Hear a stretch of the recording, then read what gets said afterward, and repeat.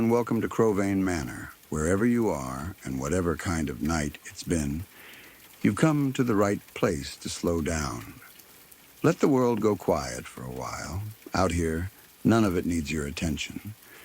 Many of you return to these rooms night after night, and I'm grateful for that.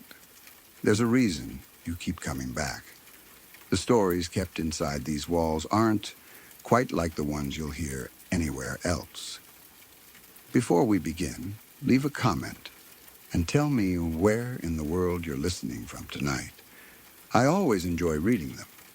And if these stories stay with you, a like and a subscribe help more than you know.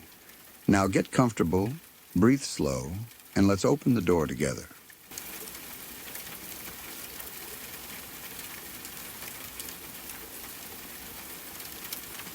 This happened 3 years earlier, and when I look back at it now, it's one of those moments that makes me ask myself how I stayed as long as I did.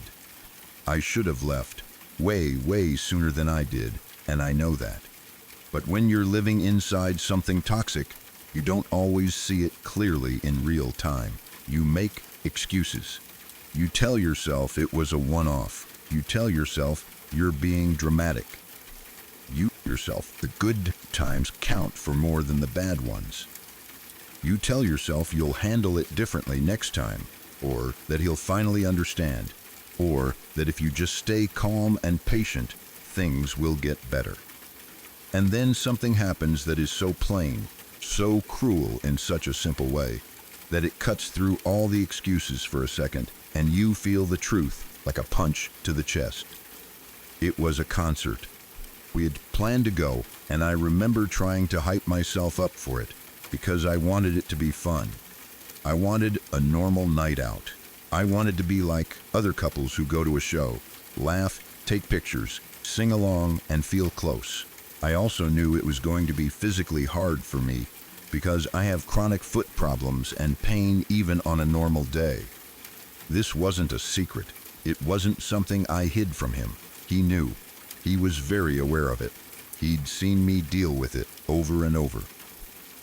He'd seen the way my feet could start hurting early, the way it could build from discomfort into real pain, the way I would try to push through it anyway, because I didn't want to be difficult.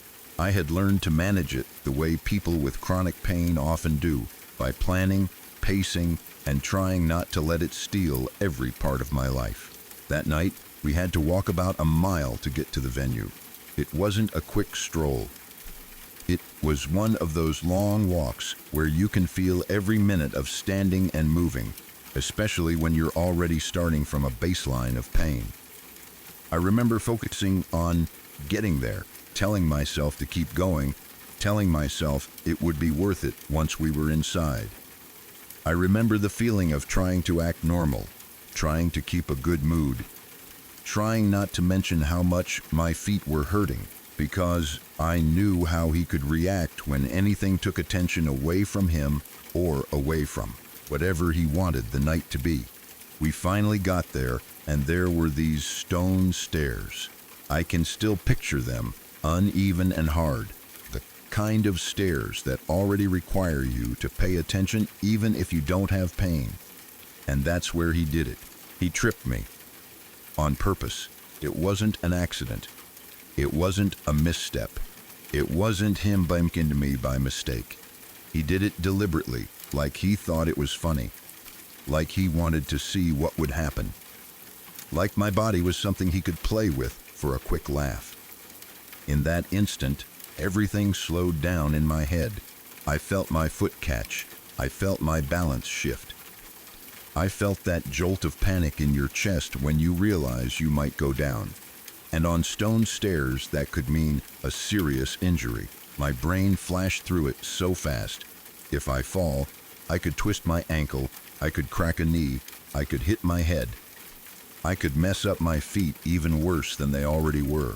I remember my arms tightening, my whole body going stiff, fighting to stay upright. Somehow, I didn't fall. I still don't even know how. It felt like my body grabbed the edge of stability by pure instinct. But even though I stayed standing, the pain was immediate. Sharp. Loud, like someone took the ache I'd been carrying for the whole walk and suddenly turned the volume all the way up. It wasn't just physical pain either. It was the shock of being endangered by someone who was supposed to care about me. It was the humiliation of realizing he could treat my body like a joke in public. It was the anger and disbelief all at once. It was my nervous system going into overdrive, because it had just been told very clearly that I wasn't safe with him even in a crowded place, even in a normal outing. That was the moment it pushed me past my breaking point. I didn't have a calm, tidy reaction. I didn't have a perfectly controlled response. I started crying because I was in so much pain. It wasn't performative. It wasn't me trying to make a scene. It was my body and my emotions finally catching up to what had just happened. The pain was real, and so was the betrayal.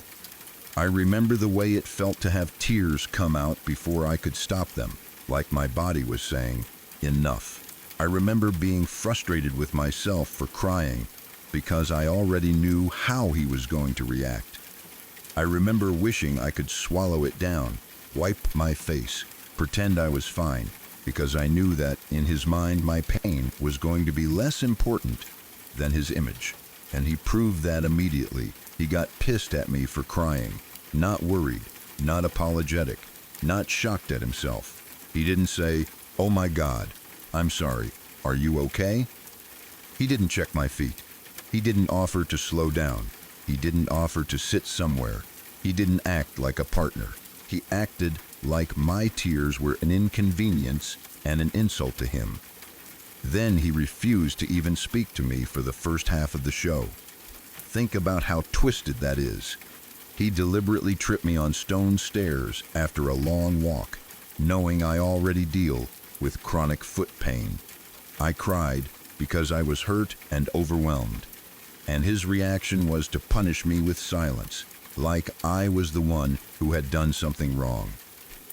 He treated me like I had embarrassed him by crying, as if the real problem wasn't that he had hurt me, but that I wasn't hiding the evidence well enough. In his world, the worst thing wasn't my pain. The worst thing was that other people might notice something was wrong, and that reflection might make him look bad. So we were at this concert, surrounded by music, surrounded by people who were there to enjoy themselves, and I was standing there in pain, trying to get myself together. The person who brought me there acted like I didn't exist. Half the show went by with him refusing to speak to me, like he was teaching me a lesson. Don't have feelings in public. Don't show pain. Don't make me look bad. Don't interrupt my good time with your reality. It's hard to describe how lonely that feels in the moment. Because you're not alone. There are people everywhere. There's sound everywhere. Lights, crowds, movement. But you are completely alone where it actually matters. Because the person next to you has decided you don't deserve comfort.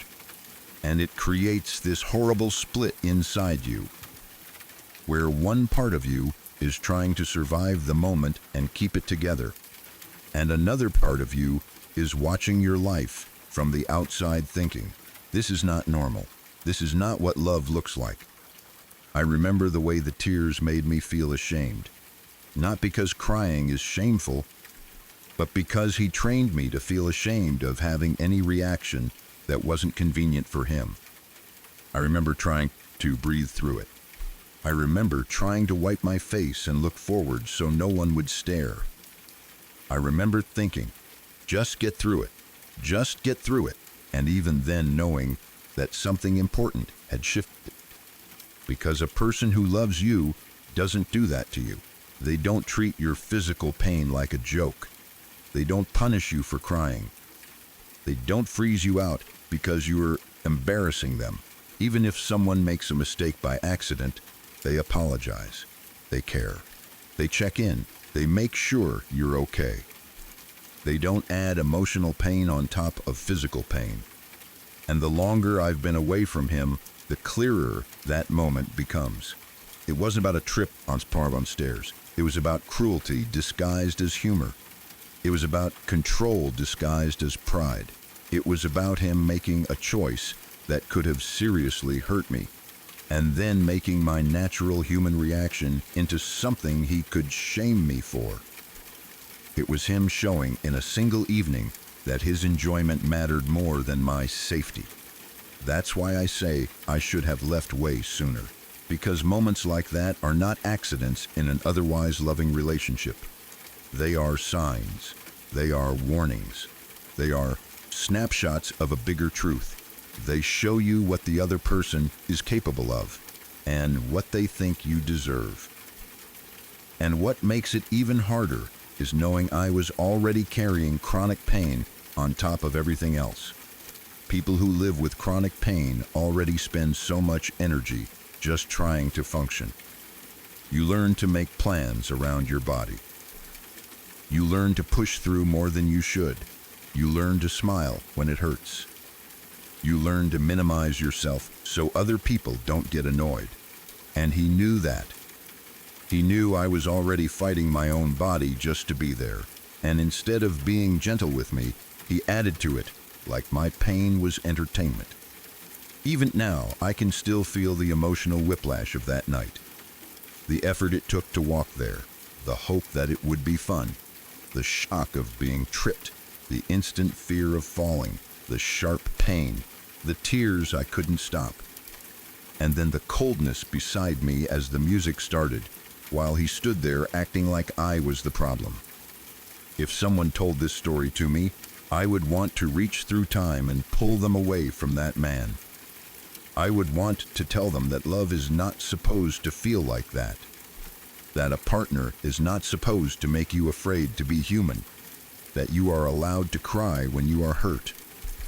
That you are allowed to take up space. That you are allowed to be cared for. But when you're inside it, it's so easy to doubt yourself. It's so easy to wonder if you're overreacting. It's so easy to think, maybe I ruined the night. Maybe I shouldn't have cried. Maybe I should have just laughed it off. Maybe I should have been tougher. And that thinking is exactly how people like him keep you stuck. They make you believe your normal reactions are the problem's problem, so you spend your energy managing yourself instead of seeing them clearly. Looking back, I don't even focus on the concert. I focus on what he chose in that moment. He chose to hurt me for a laugh. Then he chose to punish me for reacting. And he chose to protect his ego instead of protecting me. That night didn't just hurt my feet. It hurt something deeper. It made me understand, even if I didn't fully accept it yet, that I could not rely on him to be safe, kind, or loving when it counted. And honestly, that's the part that stays with me. Not the music, not the crowd, not the show. The memory that sticks is standing there, trying not to fall apart, and realizing that the person beside me cared more about being embarrassed than about the fact that he had just caused me pain on purpose.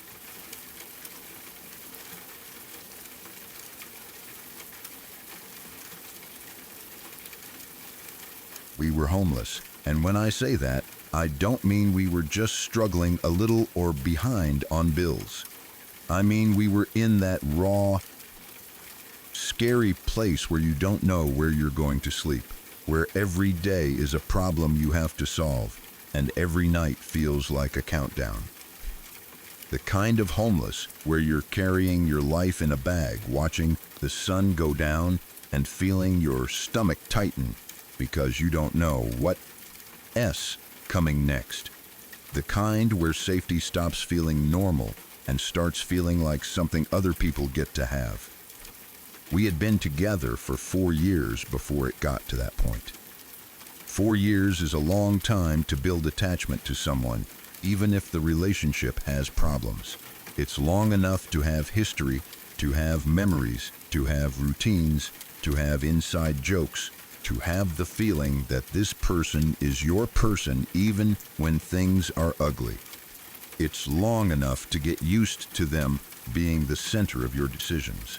And when your world starts falling apart and you're homeless, that attachment can become even tighter in a twisted way. Because you're not just emotionally connected, you're surviving together. Or at least you think you are. At first, I was in that headspace of doing whatever you have to do when you're homeless. People who have never been there don't always understand what that does to your mind. It strips you down. It makes you think in short terms, hour by hour. It makes you desperate. It makes you willing to ignore your own feelings because feelings don't pay for a room, don't keep you warm, don't keep you safe from sleeping outside. You start thinking, I'll deal with the emotional part later. I just need to get through tonight. Just one more night. Just one more day. And in the middle of that, he let me sleep with men to help pay for our hotels. Even writing that out feels heavy because of what it really means. It wasn't just a terrible decision. It was a betrayal of the most basic responsibility a partner has, which is to protect you, not offer you up. It meant that in the worst moment of our lives, when I was vulnerable and scared and trying to survive, he was willing to use my body like a resource to fund our shelter. It meant he watched me carry something that should never have been mine to carry. It meant he accepted it as normal. It meant he allowed it, and in a way, that makes it feel like he participated in it, because he benefited from it too. He had a roof because I paid with something that cost me way more than money. For about a month, I did it. A month of trying to swallow what I felt. A month of telling myself it was temporary. A month of trying to survive. A month of going through things that I didn't truly want to do, but month doing them because homelessness changes what choice even looks like. When you're trapped in desperation, you can convince yourself you're being practical, that you're being strong, that you're doing what you have to do, but your body knows, your heart knows. And even if you push the feelings down, they don't disappear. They wait. Then something in me finally broke through the fog. A reality check hit. It wasn't a gentle moment. It was like waking up and realizing you're in a situation you never imagined you'd be in. I called my mom. That call alone says so much. Because calling your mom in a situation like that is admitting you need help, admitting you can't keep doing this, admitting you're scared. It's also admitting the truth out loud.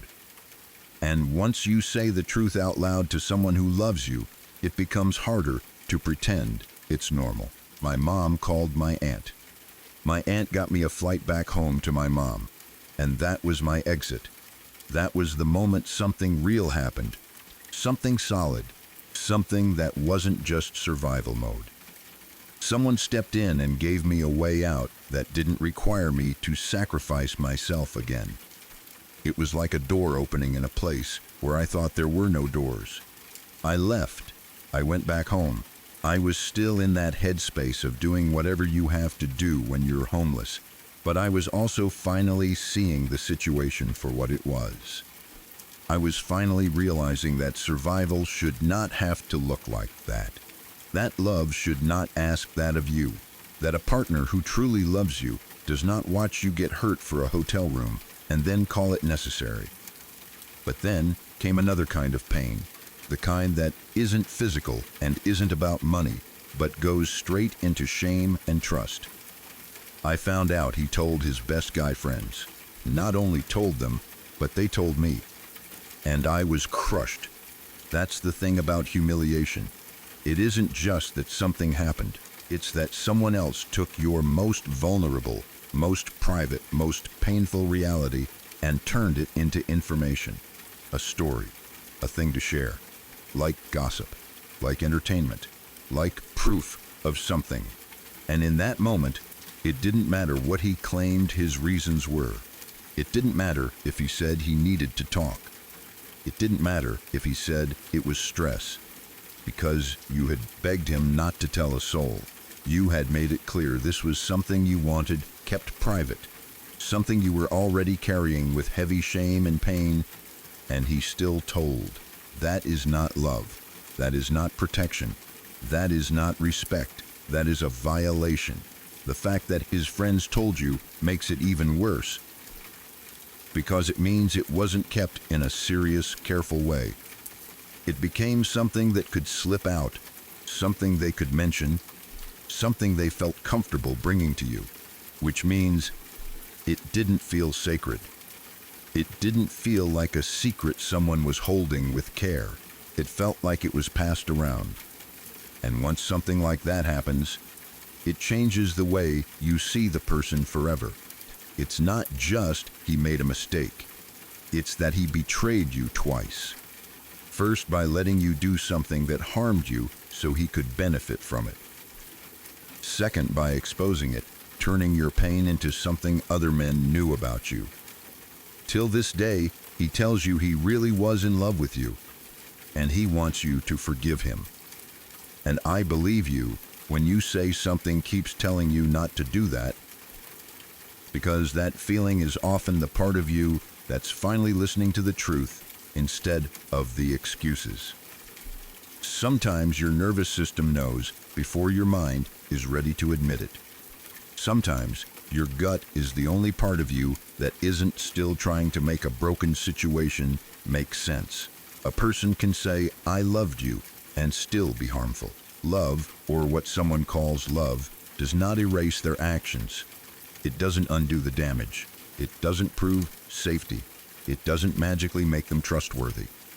People can be attached, obsessed, dependent, even emotional, and still not be capable of real love in the way you deserved. Real love includes protection. Real love includes respect. Real love includes boundaries. Real love doesn't use you and then expose you. The age gap matters too. A 15-year age gap doesn't automatically mean a relationship is bad.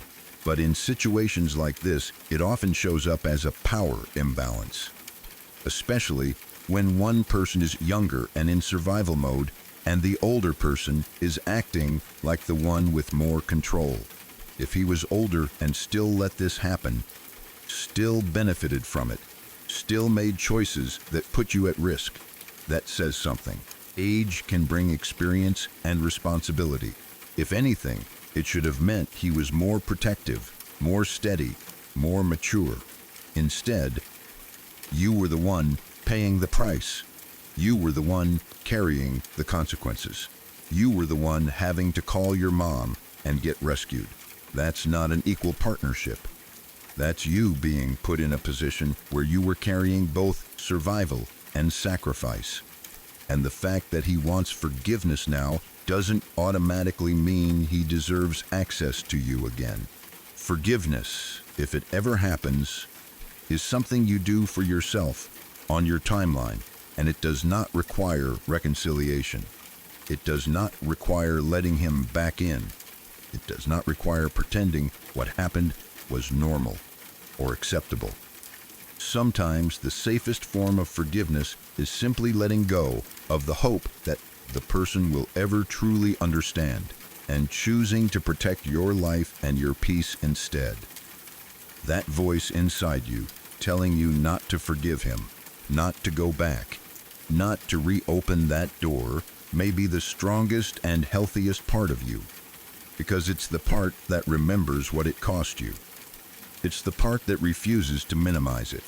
It's the part that knows that trust isn't rebuilt with words. Trust is rebuilt with years of consistent, respectful, accountable behavior. And even then, some betrayals change the relationship permanently. If you're looking for a clear way to frame it, this is what I hear in your story. You were in a desperate situation. You were surviving. You did what you felt you had to do at the time. You reached for help. You got out. And then you learned that he didn't protect your dignity, even after the fact. He made it worse. And now, years later, he's asking you to override the part of yourself that learned the truth. You don't owe him forgiveness. You don't owe him access. You don't owe him a clean ending where he feels better about what he did. If anything, you owe yourself the respect you didn't get back then. You owe yourself safety now. You owe yourself a future where you are never again in a position where someone can benefit from your pain and then ask to be comforted for it later. And I want to say this clearly, because it matters. None of this makes you dirty or less. You were in survival mode. You were homeless. You were trying to live through something terrifying. You did not deserve to be put in that position, and you did not deserve for your private pain to be shared like that. The shame belongs to him for benefiting and then talking, not to you for surviving. If you ever feel yourself slipping into self-blame, try to hold on to the fact that you were the one who made the call that saved you. You were the one who reached out. You were the one who accepted help. You were the one who left. That took strength. And the part of you that's warning you now is the same part that helped you get out then.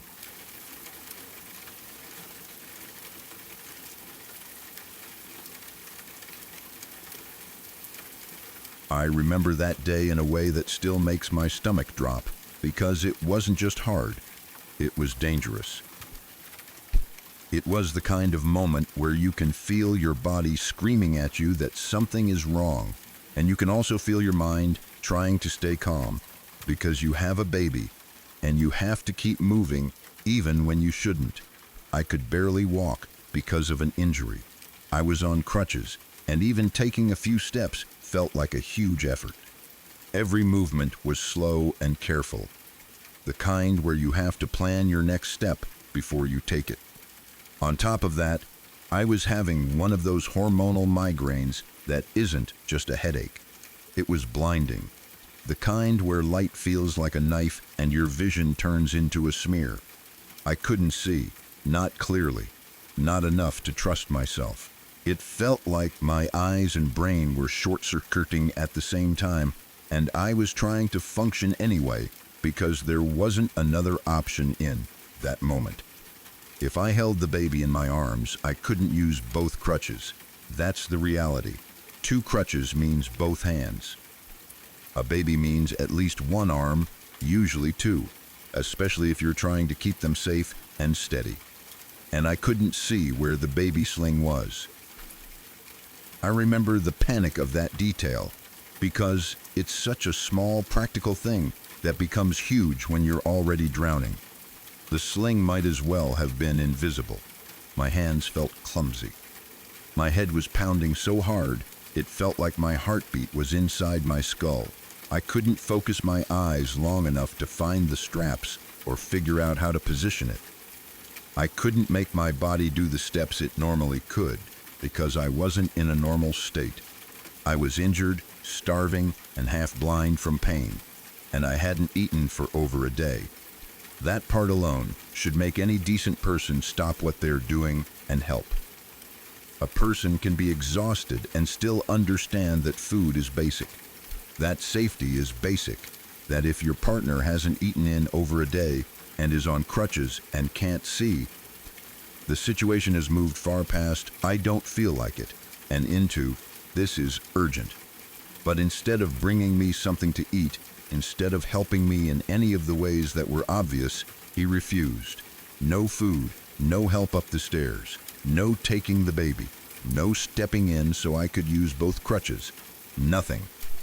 I want to slow that down because it matters. He wasn't being asked to solve the whole world. The help I needed was simple. Bring food, hold the baby, help me up the stairs, stand close in case I slipped. Do what a partner and a parent is supposed to do when the other parent is clearly not safe to move around alone. He refused all of it. So there I was, forced into a choice that should never exist. I had to get up a flight of stairs while holding a baby, while I couldn't see properly, while I was in severe pain, and while I was weak from not eating. I can still remember the fear in my chest, because stairs are dangerous even when you're healthy. Stairs with crutches are hard on a good day. Stairs, when you're blinded by a migraine, holding a baby, are a nightmare. One wrong step, one slip, one moment of dizziness. And it wouldn't just be me falling. It could be the baby too. That's what makes it so horrifying to remember. It wasn't just neglect. It was him accepting a risk that could have ended in tragedy. It was him deciding that helping me wasn't worth his effort, even though the cost of not helping could have been my life or our child's life. There is something deeply chilling about realizing someone is willing to let that kind of danger exist right in front of them and still not move. I remember trying to steady my breathing. I remember gripping the railing when I could, feeling for it because my vision wasn't reliable. I remember moving my crutches like they were made of glass, trying to place them carefully even though my arms were shaking. I remember the baby's weight against me and the way that weight made my balance even harder. I remember thinking, please, please don't let me fall. Please let me get up there. Please let me get back down. Please let me keep the baby safe. I remember how loud my own thoughts were, because pain can make everything feel louder, sharper, more urgent. And I remember how alone I felt. Because that kind of fear is not supposed to be carried alone when you have a partner in the home. You're not supposed to be in survival mode like that in your own house. You're not supposed to be calculating angles and steps and worst case scenarios while the other adult who helped create that baby stands back and does nothing. Even a stranger would usually help. Even a neighbor. Even someone who didn't like you would probably see you on crutches, holding a baby, unable to see, and instinctively move to support you, but he didn't. The fear didn't end once I got up the stairs either. It followed me because I knew I would have to come back down. And going down is even worse. Going downstairs when you're injured is terrifying because your body has to lower itself and your crutches can slip and your balance shifts forward. Going down when you can't see properly feels like stepping into empty space and hoping the step is really there. Going down while holding a baby is the kind of thing that makes your whole body tense up. Because your instincts are screaming at you to protect the baby even if you can't protect yourself. I was so afraid I was going to fall on the way back down. I was afraid of the sound it would make. Afraid of what would happen to the baby if I lost my grip. Afraid of the sickening impact. Afraid of the way one accident could change everything forever. And the worst part is that I shouldn't have had to imagine that. I shouldn't have been put in the position where I had to accept that risk. That's the part that stays with you afterward. Not just the pain, not just the hunger, not just the migraine, but the realization that the person who was supposed to be on your team watched you in a state where you clearly needed help and chose not to help anyway, and not in a small way, in a way that made the situation unsafe. It's hard for people to understand unless they've lived it, but moments like that don't just make you angry. They change how you feel in your own body around that person. They change how safe your home feels. They change how you trust. Because if someone will not protect you when you're injured and half blind, if they will not protect their own child from an obvious hazard, then what will they do when something worse happens? Who will they be when there's an actual emergency? Who will they be when you're truly helpless? And you also start to question yourself, because that's what happens when you're around someone who refuses basic care. You start thinking, am I asking too much? Am I being dramatic? Am I weak? Should I have handled it better? But the truth is simple. You were injured. You couldn't see. You were starving. You had a baby. Those are not conditions where you should be forced to navigate stairs alone.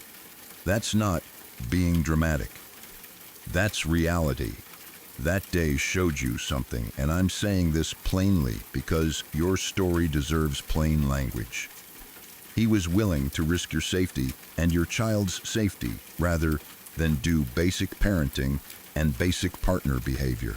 Whatever excuses he had in his head, whatever mood he was in, whatever story he tells later, the outcome is still the same. You were put in danger.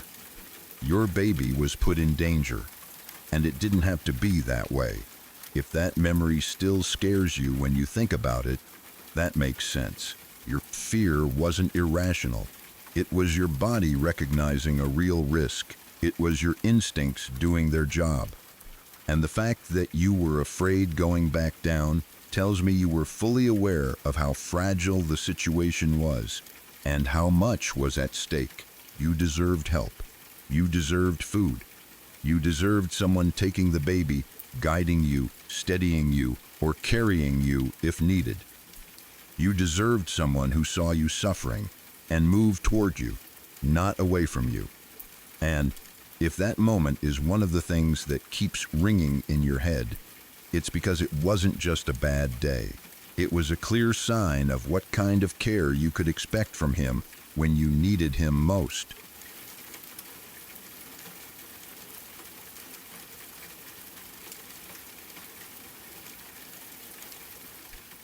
I remember asking him in a way that felt so simple to me at the time, like I was asking for something that was already ours.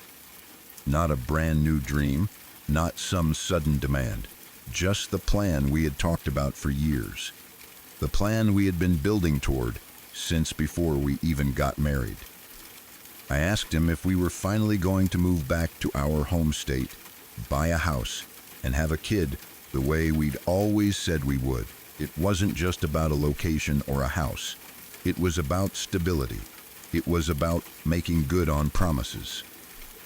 It was about feeling like we were walking toward the same future together. I had been carrying that plan in my mind for so long that it had almost become a part of me. It was one of the things that helped me push through the harder parts of our marriage. When things felt lonely, when I felt like I was always the one adjusting, always the one trying, I would tell myself that we were just in a temporary stage, that we were working toward something, that soon we'd be back home, in a place that felt familiar, and we'd build a life that made sense. I pictured the kind of everyday life people picture when they think about settling down, a home that didn't feel like a waiting room, a neighborhood, a routine. The feeling of putting down roots instead of always feeling like life was being postponed. So when I asked him, I was honestly expecting a conversation. I expected something like, "Yes, we're getting close," or "Here's our timeline," or even, "I'm nervous, but let's plan it." I expected to hear something that sounded like partnership. I expected him to treat it like our shared future, because that's what it was supposed to be. Instead, he looked at me and told me he was going to apply to PhD programs around the country. Wherever he got in, that's where we would move. Not we'll decide together. Not we'll see what makes sense for both of us. Not let's weigh the options. It was presented like a decision that had already been made, and my role was to follow. Then he laid out the rest of it like it was the most reasonable thing in the world. Wherever we moved, I would work full-time to support him while raising our child. I remember standing there trying to process what I was hearing.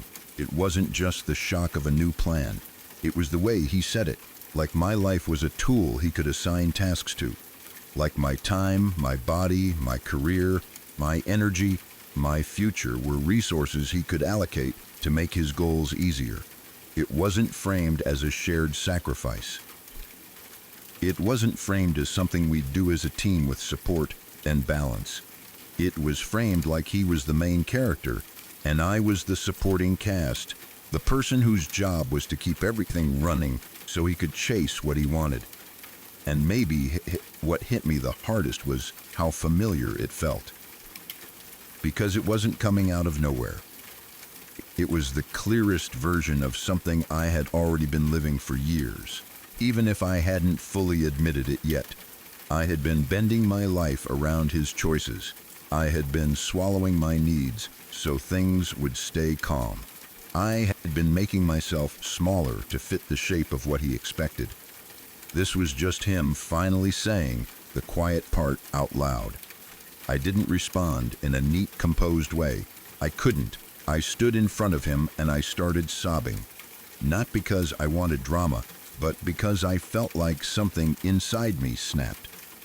It was that feeling of realizing that the future you've been surviving for may not exist, and that the person you trusted to build a life with you isn't actually building with you at all. I sobbed and told him the truth, the simplest truth in the world. I said, "If we do that, I will be miserably unhappy." That sentence wasn't manipulation. It wasn't a threat. It wasn't me trying to control him. It was me trying to be honest about what it would cost me to live the life he was describing. Because it would cost me everything. It would cost me being near my support system. It would cost me the stability I'd been craving. It would cost me the plan we had promised each other. It would cost me my emotional health, my sense of self, and likely my physical health too, because working full-time while raising a child largely alone in a new place for years is exhausting even in the best circumstances. And these were not the best circumstances. This was a marriage where I already felt like my needs were inconvenient. I said it while crying because that's how real it was. I was pleading for him to see me, to see that I wasn't just a helper or a paycheck or a daycare plan. I was his wife. I was a person. I was supposed to matter. He didn't soften. He didn't pause. He didn't ask why. He didn't say, "I didn't realize you felt that strongly." He didn't try to understand. He yelled directly into my face, "Your happiness is not a factor in my planning. Not a factor." It's hard to describe what it feels like to hear something like that from your husband. It's like being told, very clearly, that the marriage is not actually a partnership. It's like being told you are not a teammate, not an equal, not someone whose feelings carry weight. It's like being told your entire inner life is irrelevant. And when it's yelled into your face, there's also this layer of intimidation to it. Like the goal isn't only to communicate, it's to crush the part of you that's speaking up. I remember the way the words landed. There was shock. Because even though I had felt that truth in smaller ways for years, hearing it so bluntly still felt unreal. There was also a strange kind of clarity. Almost like the room got quiet inside my head, because suddenly everything made sense. All the times I'd felt like an accessory. All the times I'd felt like I was carrying the emotional work of the relationship alone. All the times I'd twisted myself into knots, trying to explain why I felt unseen. All the times I'd tried to convince myself that he loved me even though his choices didn't show it. That sentence explained it. It wasn't that I was failing to communicate. It wasn't that I needed to say it differently. It wasn't that I was asking for too much. It was that my happiness truly was not part of his math. He was planning a life like I was a function, not a person, like I existed to make his life possible. And if I suffered in the process, that was simply the price he expected me to pay. It sucked to hear it put so bluntly, but it made the previous 5 years of our marriage make a lot more sense. Because in a way, that was the theme of everything. His wants were treated like necessities. My wants were treated like inconveniences. His goals were treated like the purpose of our life. My well-being was treated like optional background noise. And the thing is, I don't even think the PhD itself was the whole point. People get degrees. People chase ambitions. Couples relocate for school or jobs all the time. Plenty of couples do it in a loving way, with real planning and real support and real fairness. The difference is that in a healthy relationship, the conversation includes both people. It includes questions like, how will we make this work for both of us? What do you need to feel okay? How will we split responsibilities? How will we protect your career too? What support will we have if we have a baby? What happens if one of us is overwhelmed? In a healthy relationship, even sacrifices are shared. Even hard seasons are approached like a team. What he showed me in that moment was that he didn't see it that way. He saw it as my job to adapt, to carry the weight, to swallow my feelings, to work full time, to raise a child, to follow him wherever he chose, and to do it with a smile. And when I dared to say out loud that I would be unhappy, he responded like my unhappiness wasn't just acceptable, it was irrelevant. That's not love. That's not respect. That's not partnership. That's someone using the structure of marriage to secure a support system for themselves while refusing to offer the same care in return. After he said it, it was like I could finally stop wondering if I was imagining things. I wasn't. I could finally stop trying to decode his behavior and assume I was missing some secret good intention. I wasn't missing anything. He told me exactly how he planned his life. He told me where I ranked in it. And even though it hurt, it also gave me something I hadn't had before, truth without disguise. Because once someone tells you your happiness is not a factor, you can't unknow it. You can't go back to pretending they just don't realize. You can't go back to hoping they'll suddenly become considerate if you explain it better. You can't go back to believing you're building a future together when the other person is openly admitting they don't plan around your well-being at all. That moment didn't just hurt because of the words. It hurt because it confirmed something I'd been feeling in my bones for years. It confirmed that my happiness had been treated as optional the whole time, and I had been trying to survive inside a marriage where love was supposed to be mutual, but wasn't. And even now, when I replay it, what I remember is the contrast. I remember how reasonable my question was, how human my tears were, how honest my statement was, and how cold his response was. That contrast is what makes it so clear. That contrast is what makes it impossible to pretend it was just a bad argument. It was a revelation. It was the truth of the marriage spoken out loud.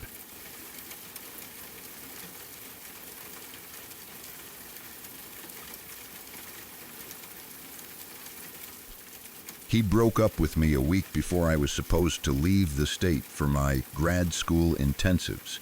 Even saying that out loud still feels unreal, because there are some moments in life that are already heavy on their own, and a partner is supposed to make them lighter, not use them as a chance to cut you down. I had been preparing for that trip mentally and emotionally for a while. Grad school intensives aren't casual. They take planning. They take focus.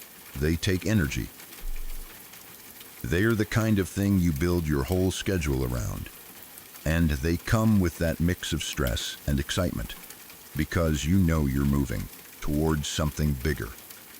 I was stepping into a future I had worked hard for, and I wanted to feel supported in that moment. Even if it was just a simple kind of support, like, "I'm proud of you, you've got this, I'll be here when you get back." I wanted to feel like my relationship was a safe place while I did something challenging. Instead, he ended it. We had been together for 3 years.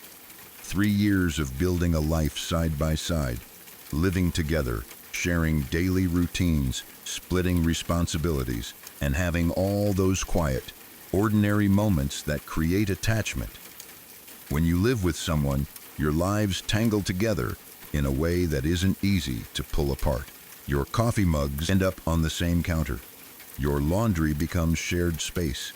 Your schedule becomes a rhythm you both know. Your body gets used to the idea that there is someone there. So when a breakup happens inside that kind of closeness, it isn't just emotional. It's physical.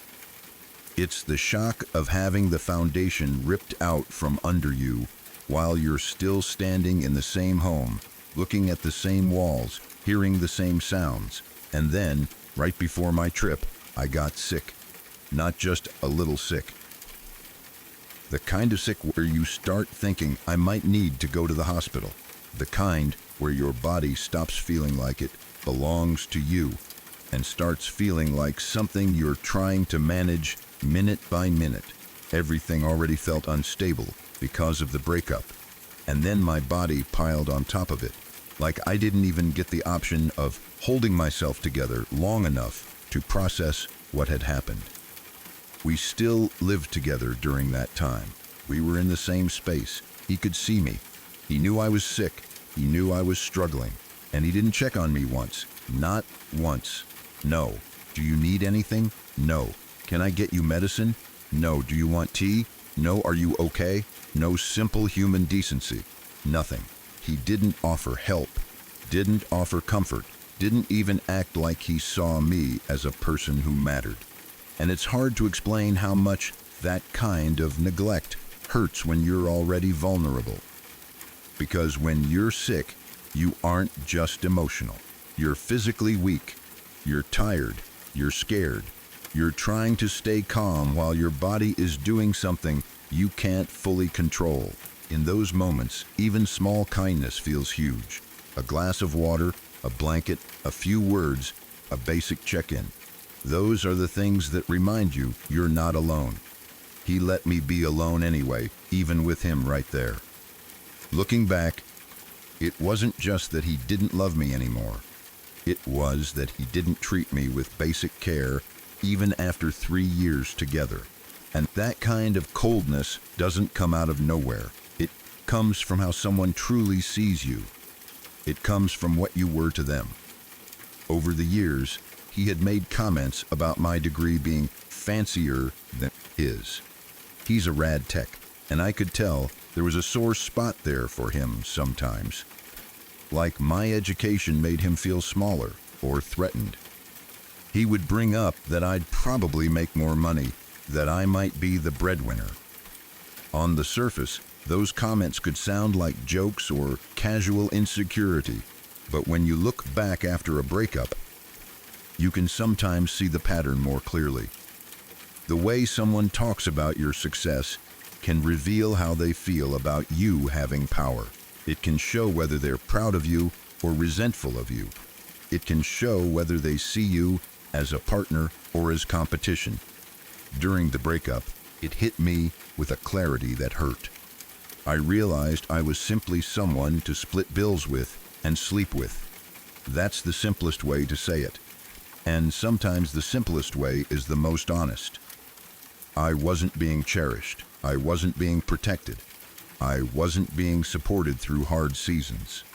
I was filling roles, paying half, being convenient, being there. And when it came time for me to step into something bigger, something that might shift the balance of money or status or attention, he didn't rise up and support me. He pulled away. He detached. He made it clear that he wasn't invested in my well-being.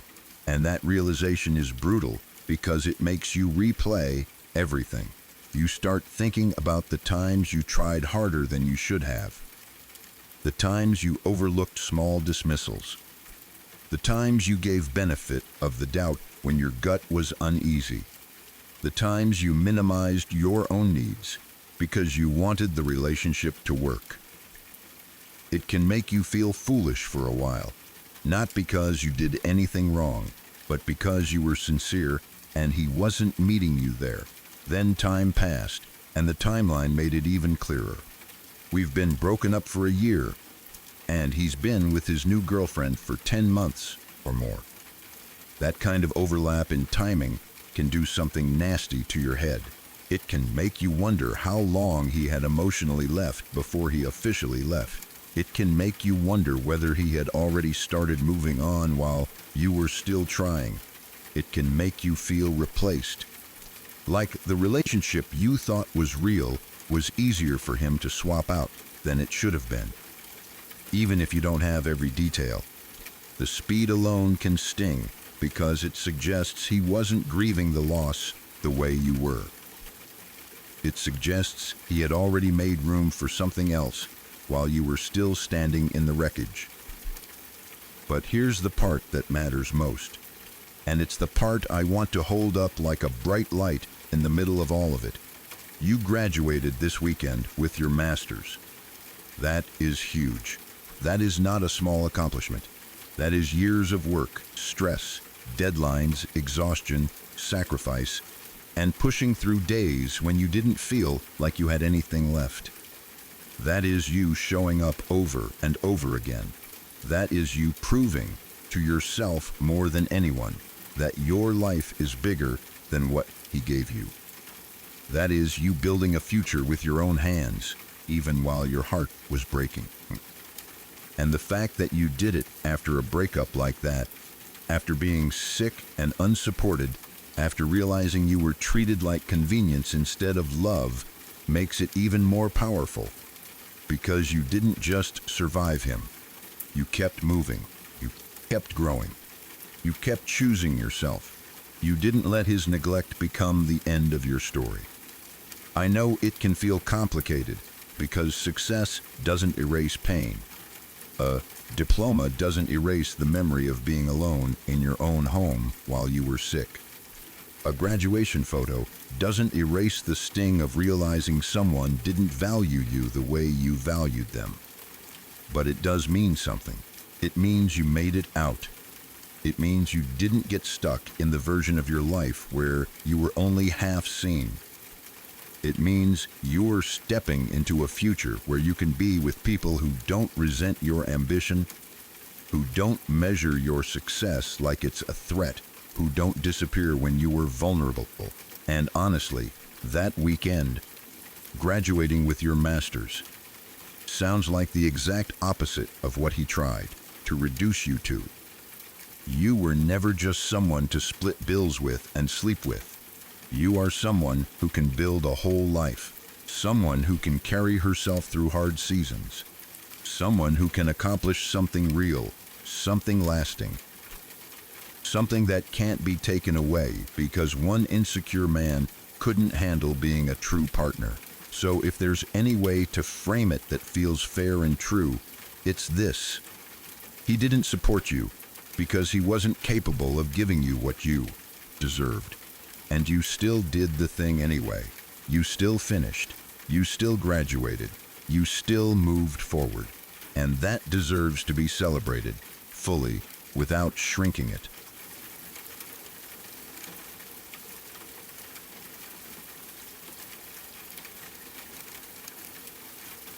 I'm autistic, and I do a lot of echolalia. It's one of those things that can be hard to explain to people who don't already understand it, because from the outside, it can look like you're repeating someone on purpose. But for me, it isn't a decision I make to be clever or mean. It's impulsive. It just happens. I mimic words or phrases that other people say, usually because something about the sound sticks in my head. Sometimes it's the rhythm, sometimes it's a certain word, sometimes it's the way someone's voice goes up at the end of a sentence. It's not sarcasm, it's not mockery, it's not a bit. It's my brain doing what it does. He acted like it was offensive. He told me I was being mean and mocking him. I tried to explain. I told him it's more like Tourette syndrome, but instead of shouting random things, I impulsively repeat things I like the sound of. I wasn't trying to excuse myself. I wasn't trying to dodge accountability. I was trying to give him context so he could understand me, so we could be on the same team about it. Because when you care about someone, you want them to understand you. You want them to know what's happening in your head. You want them to see you accurately, not through the worst possible interpretation. He didn't care. He called it a habit I needed to break. He said I'd been enabled to do it. That word, enabled, made it feel like he thought people had been letting me get away with being awful, instead of recognizing that I'm autistic and echolalia is a real thing. It wasn't just ignorance. It was the way he used his ignorance like a weapon. He didn't ask questions with curiosity. He didn't say, "Oh, I didn't know that. Can you tell me more?" He jumped straight to judgment. He treated something involuntary like a character flaw. He treated a neurodivergent trait like a behavior problem that needed correction. Like I was a child who had never been properly trained, and now he was here to fix me. That was the pattern with him. He didn't approach me like someone he loved. He approached me like someone he needed to evaluate. It wasn't only the echolalia. That was just one of the most obvious examples of him assuming the worst, and then building a whole story around it. He constantly acted like everything I did was calculated. Like I was choosing wrong on purpose. Like I had a secret agenda behind my tone and my face and my words. He accused me of playing out my own bit. Like I was some kind of performer on stage, pretending to be a person instead of actually being one. He implied I was deciding to mock him instead of responding normally, as if the idea of me just being myself wasn't even on the table. He made it sound like I had a plan for everything I said and did, like every moment was carefully designed to achieve something, like I was running a script, like it was all a performance for an audience of one, me. The accusation was so bizarre because it showed how he saw me, not as a human being reacting in real time, but as someone doing something at him, someone manipulating, someone acting. And if you're already autistic, if you already live with the experience of people misunderstanding your intentions, that kind of accusation cuts deep. Because you spend so much of your life trying to be understood, trying to communicate clearly, trying to translate yourself into a language other people will accept. You're already used to being told your tone is wrong, your face is wrong, your reactions are wrong. You're already used to other people assuming you meant something you didn't mean. So when your partner, someone who is supposed to know you better than anyone, decides to interpret you in the most uncharitable way possible, it can make you feel like there's no safe place left. He didn't give me a safe place. He gave me a grading rubric. He was constantly running what felt like a behavioral assessment on me. Like I was a student and he was the teacher. Like I was on trial and he was the judge. Scores out of 10 on communication, delivery, affect, cadence, and whatever else he felt like measuring that day. He'd rate the quality of my content high, but the delivery low, as if I was a presentation that needed improvement instead of a partner who needed care. As if I could just tweak a few settings and become acceptable. Living with that kind of constant critique messes with your head. It makes you hyper-aware of yourself in the worst way. You start monitoring your own voice, your face, your pacing, your word choice, your pauses. You start editing yourself mid-sentence. You start preparing defenses before you even speak, because you know he's going to find a problem somewhere. You stop sharing things the way you naturally would, because the moment you open your mouth, you're bracing for feedback. It's exhausting. It's like being in a relationship where you're never off the clock. There was a moment that showed it perfectly. My roommates were breaking up. I was genuinely upset, heartbroken for them. The kind of upset where you feel it in your chest because you care about people, because you hate seeing love fall apart, because it reminds you of your own fears. He asked if I wanted to talk to him about it, so I did what you're supposed to do. I called him. And instead of being a calm place to land, he turned it into a power struggle. He got super pissed at me for not giving him enough room to talk about how he feels about it. About my roommates breaking up, while I was the one calling because I was upset. He kept interrupting with this annoyed, controlling energy. And he said something like, "May I speak now? Or are you going to continue to talk?" That sentence alone says so much. It wasn't caring. It wasn't curious. It wasn't supportive. It was a scolding, like I was misbehaving by speaking while emotional. Like the purpose of the call wasn't for me to share what I was feeling, but for him to be given equal airtime as a requirement. And the way he said it wasn't about conversation. It was about dominance. It was about putting me in my place. A normal partner, even if they did want to share their perspective, would have started with comfort. They would have said, "That's so sad, tell me what happened," or "I'm sorry you're hurting," or even, "Do you want advice or do you just want me to listen?" They would have been present. They would have understood that sometimes someone calls because they need to talk, not because they're hosting a balanced debate. They would have made space for my feelings first. That's what love looks like. It's not keeping score. It's not competing for attention when someone is vulnerable. But with him, it always felt like I was being evaluated for whether I was doing communication correctly. Like there was one right way to be a human, and I kept failing his test. Over time, that kind of dynamic makes you feel crazy, because you'll be having a normal emotional moment, and he'll treat it like a performance issue. You'll be reacting naturally, and he'll treat it like a calculated plan. You'll explain a neurodivergent trait, and he'll treat it like a bad habit you need to break. You'll try to connect, and he'll turn it into criticism, and eventually, you start seeing the simplest truth under all of it. He just didn't like you very much. Not in a dramatic, he hated me way.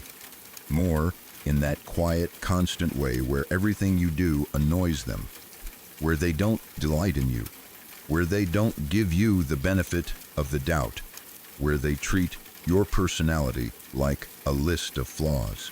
He was constantly critiquing, constantly negative, constantly pointing out what was wrong instead of enjoying what was right. Instead of just ending it because he didn't like me, he strung me along and tried to bring me down, like he wanted to shape me into someone else or punish me for being myself. It was quite bizarre. It's still bizarre when I say it out loud, because who chooses that? Who stays with someone they clearly don't respect and then spends the relationship acting like a manager giving performance reviews? Who looks at their partner's differences and sees a project to fix instead of a person to love? But I think that's why it did so much damage, because it wasn't one huge blow-up.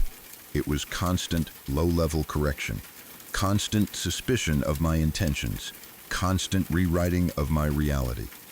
It trained me to doubt myself and to feel like I was always one step away from doing something wrong. It made me feel like I had to earn being treated kindly by performing normal in a way that pleased him. And the truth is, you never should have had to earn that. You never should have had to defend echolalia like it was a personal attack. You never should have had to explain your brain and then be told you were enabled. You never should have been graded like a speech.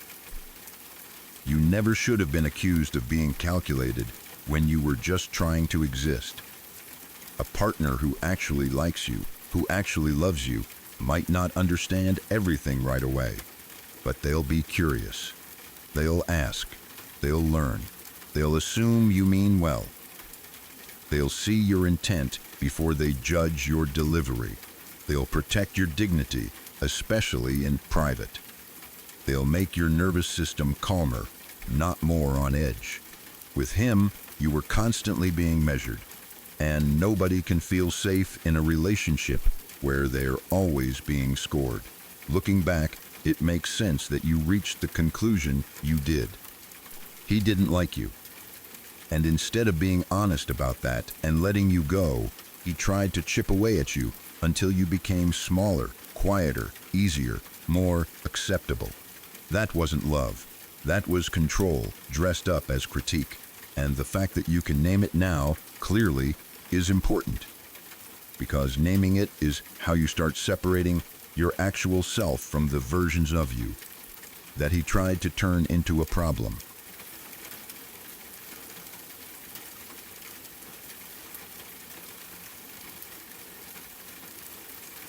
Let me stop here for just a breath. Some of you found Hushrot Hollow by accident tonight. One wrong turn through the dark, and here you are. Stay. The bell at the top of this video keeps the path lit, so you'll always know your way back when the next story calls. And hitting subscribe? That's how this small corner of the night keeps breathing. All right, the silence is waiting. Let's go.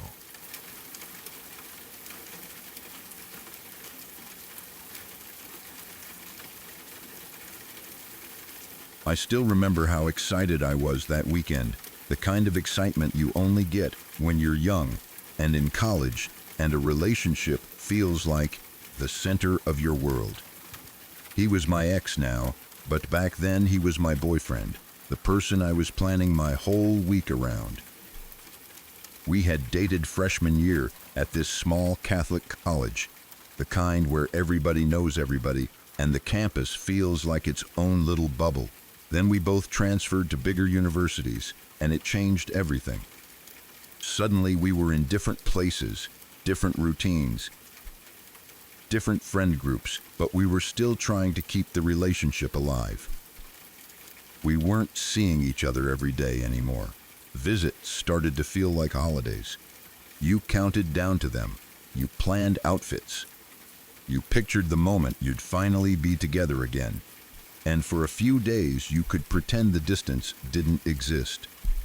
It had been a couple of months since I'd seen him, and I was genuinely so excited. I wasn't dragging my feet or feeling unsure. I was looking forward to it. I remember the energy of getting ready, the way your brain runs ahead of you, imagining the drive to the airport, the flight, the reunion, the weekend itself. It felt like something to look forward to in the middle of a busy semester. It felt like a reward for getting through classes and work and the stress of college life. This was around 2003, when tanning was everywhere. Fake bake was the trend. Magazines were full of bronzed faces, and it was normal for girls to talk about tanning like it was part of a routine, way people talk about hair appointments. Even if you didn't do it, you were aware of the culture around it. You knew what the look was supposed to be. And because it was so normal back then, it also made it easier for guys to feel entitled to opinions about it, like they had a say in how you were supposed to look. A few hours before I was supposed to leave, we were on the phone. Just a normal call. I remember being in a good mood, talking the way you do when you're excited and you miss someone. We were probably going over plans for when I arrived, what we'd do, where we'd go. There was nothing in my mind that hinted at what was about to happen. Then he asked if I had gone tanning. It sounded like a casual question at first, like he was making conversation, and I answered honestly. I told him no, not because I was making some statement, not because I didn't care, but because it had been a busy week with classes and I simply hadn't. That was it. A normal answer. A normal fact about a normal college week. And all of a sudden, he hung up on me. Just like that. No warning, no I'll call you back, no explanation. 1 second we were talking, the next second I was staring at my phone like it had malfunctioned. At first, I was confused in that innocent way you are when you assume the best. I thought maybe it was a connection issue, maybe the call dropped, maybe his phone died. I tried calling back a few times, thinking it was some technical thing. 5 minutes later, he called back. By that point, I was already rattled because even if it was a connection issue, it was weird timing.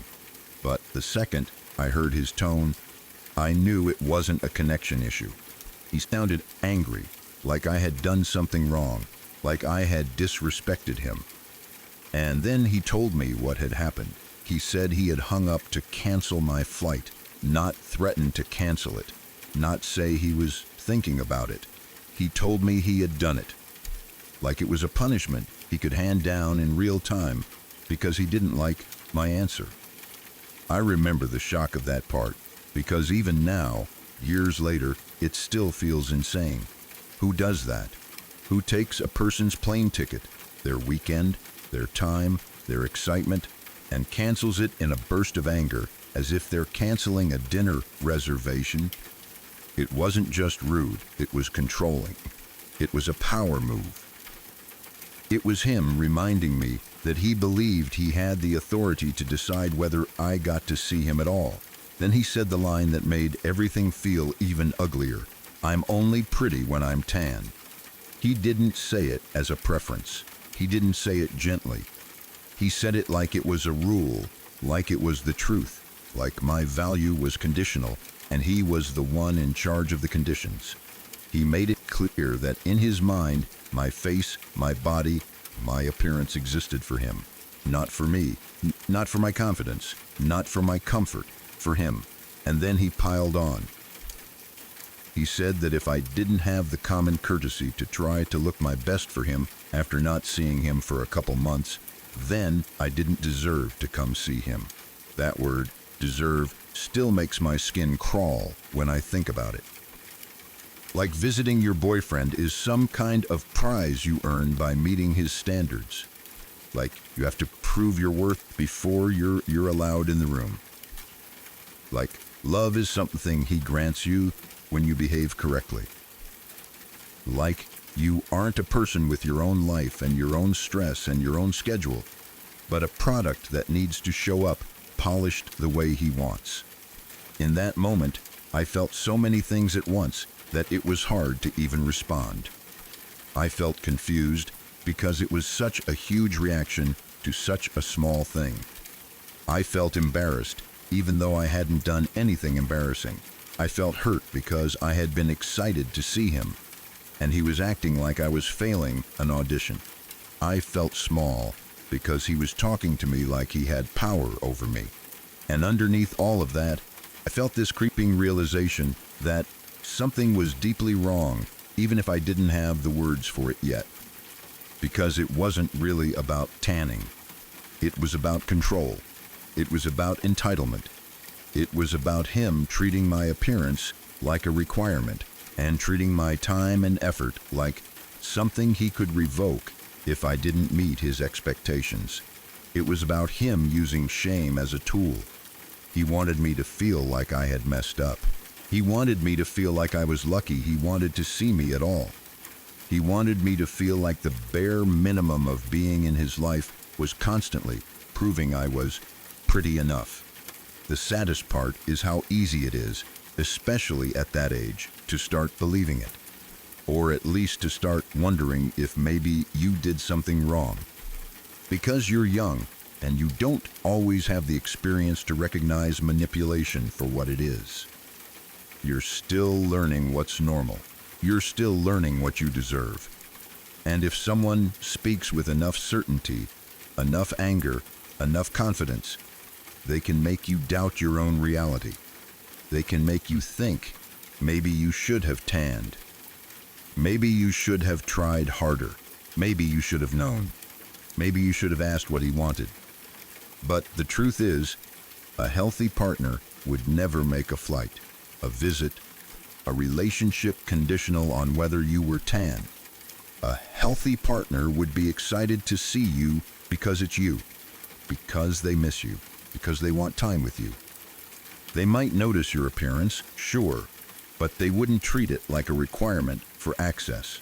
They wouldn't punish you for not meeting a beauty trend. They wouldn't cancel your plans to teach you a lesson. That's not love. That's control disguised as standards. And it also revealed something ugly about how he saw women. He saw me like a visual object. He saw my job as showing up looking the way he wanted, regardless of what my week had been like, regardless of whether I was stressed or tired or busy. He didn't care that I was a student with a full schedule. He cared that I showed up as an image that pleased him. The timing made it even crueler. Hours before I was supposed to leave, when I was already emotionally invested, when I was already looking forward to it, when I was already picturing the weekend, he didn't just express a preference. He pulled the rug out from under me on purpose so I would feel it, so I would remember, so I would be scared to disappoint him again. That's the thing about these moments. They're not always loud, dramatic fights in public. Sometimes they're private little acts of power that teach you how the relationship is going to work. They teach you who gets to decide. They teach you what happens when you don't comply. They teach you that your excitement and your effort can be taken away in seconds if you don't meet a standard you didn't even know you were being judged by. And looking back now, it's so clear. A boyfriend who truly cared would have been counting down the hours until I arrived, not looking for a reason to cancel my flight. He would have been happy just to see my face. He would have missed me. He would have asked if I was tired from classes. He would have cared that I was making the trip at all. He would have appreciated the effort of distance, not punished me for not having a tan, but he didn't. He wanted control more than he wanted connection. He wanted me to feel like my worth was dependent on meeting his expectations. He wanted me to earn the right to be with him by maintaining an image.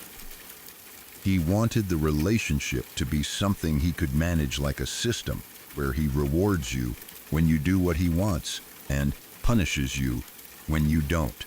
And that's why this story still hits so hard, because it's such a clear example of someone showing you in a single phone call that they care more about having power than about loving you. It's an example of how quickly excitement can be turned into shame when the person you're excited about doesn't actually value you as a full human being. If someone did that to me now, I would hang up and never look back. But back then, in college, in that early relationship mindset, I can understand why it would have been confusing and painful and destabilizing. Because you weren't expecting cruelty. You were expecting a weekend together. You were expecting love. You were expecting to be welcomed. Instead, you got a lesson in how little he respected you, and the fact that he used something as shallow and trendy as tanning to do it makes it even more disgusting, because it shows it was never about a deep issue. It was about him wanting you to feel like you had to perform for him to be allowed to see him. You deserve better than that then, and you deserve better than that always.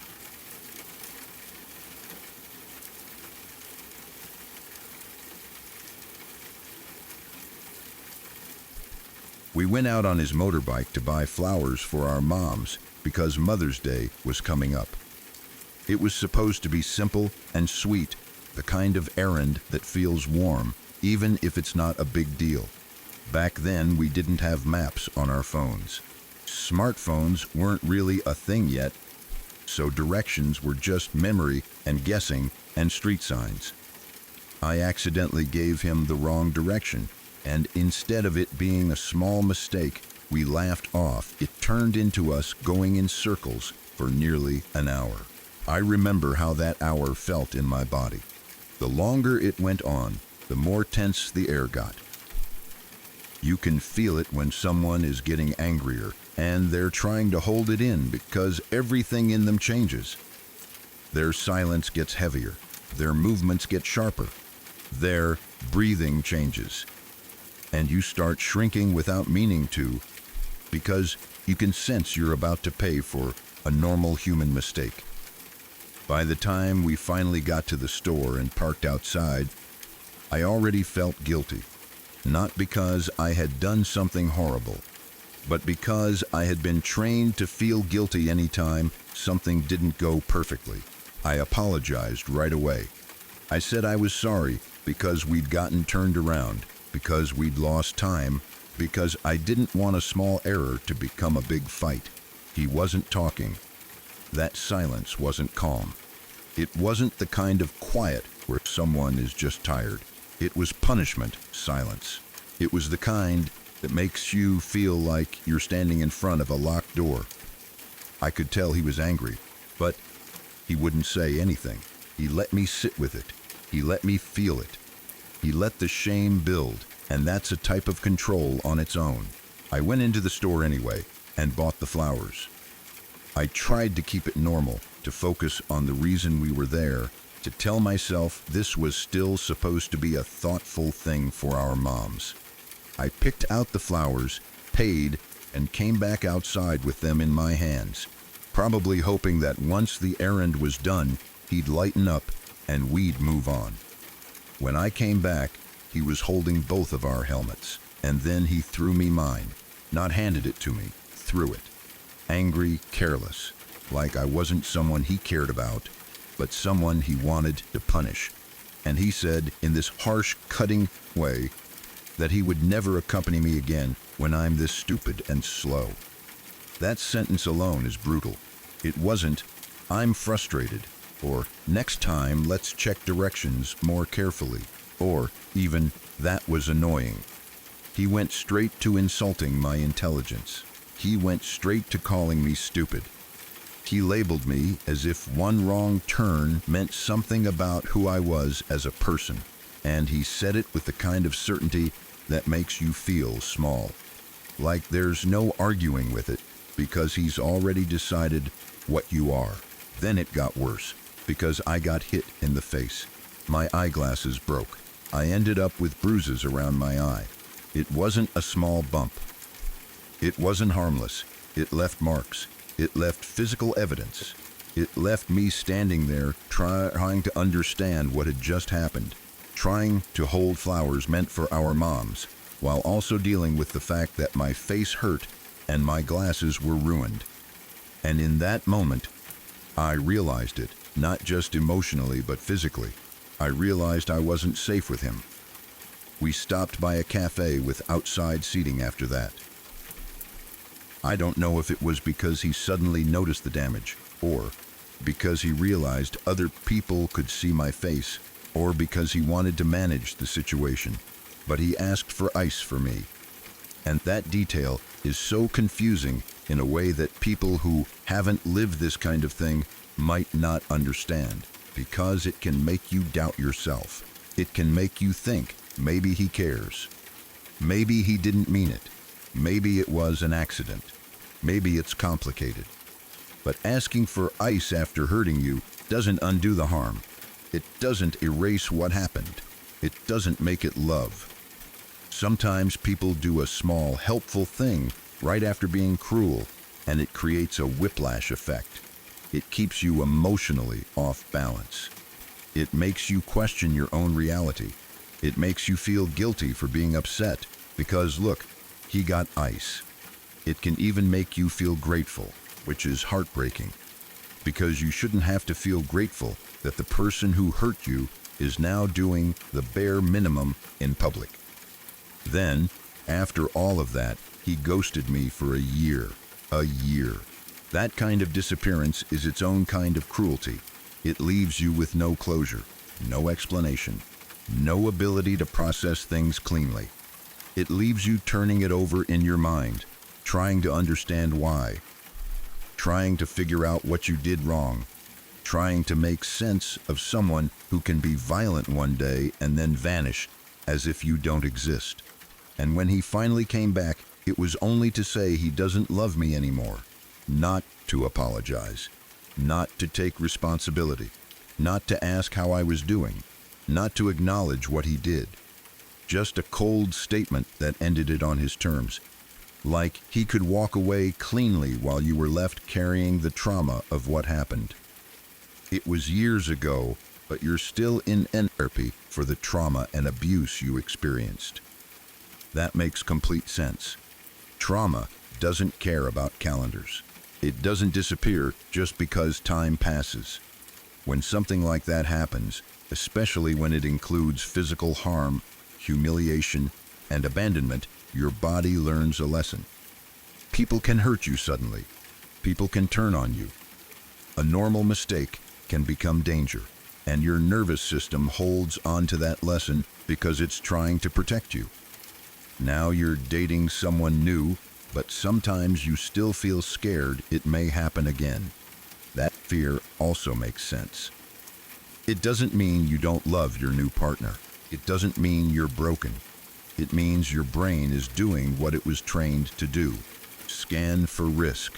It means part of you is still trying to make sure you never end up blindsided like that again. And I want to say something clearly, because you apologize for your story being quite long, and you don't need to apologize for that. Not here, and not anywhere that's safe. People who have been through abuse often apologize for taking up space, for having feelings, for explaining what happened, because they've been trained to make their pain smaller. Your story isn't too long. It's your life. It's what happened to you, and it matters. Also, none of this started because you gave the wrong direction. That's important. The wrong direction didn't cause abuse. It revealed it. A healthy partner might get annoyed after an hour of being lost, sure, but they don't insult you. They don't throw things at you. They don't hit you. And they don't disappear for a year. That reaction didn't come from the map mistake. It came from who he was and what he felt entitled to do. If you ever catch yourself thinking, maybe it was my fault, or I should have known better, I want you to remember that. You made a normal mistake in a world without GPS. His response was violence and cruelty. Those are not equal. Those don't belong on the same scale. And since you mentioned being scared it could happen again, I'll say this in a grounded way. A big difference between an abusive person and a safe person is how they handle small frustrations. People can be tired, stressed, even annoyed, and still remain respectful. A safe person doesn't punish you with silence, doesn't call you names, doesn't escalate. A safe person can say, "I'm frustrated," without making you feel unsafe. A safe person can take a breath and talk it through. A safe person doesn't make you fear them. The fact that you're in therapy is not a sign of weakness. It's a sign that you're taking yourself seriously. It's you refusing to pretend it didn't matter. It's you building a life where the past doesn't get to control every decision. And the fact that you're dating again after what you went through shows courage, even if fear comes with it sometimes. What happened to you was real, and it was abuse. It makes sense that it left a mark, and you don't need to minimize it, not even with a "sorry it's long." You deserved flowers and a normal day. You deserved someone who laughed with you when you got lost. You deserved safety.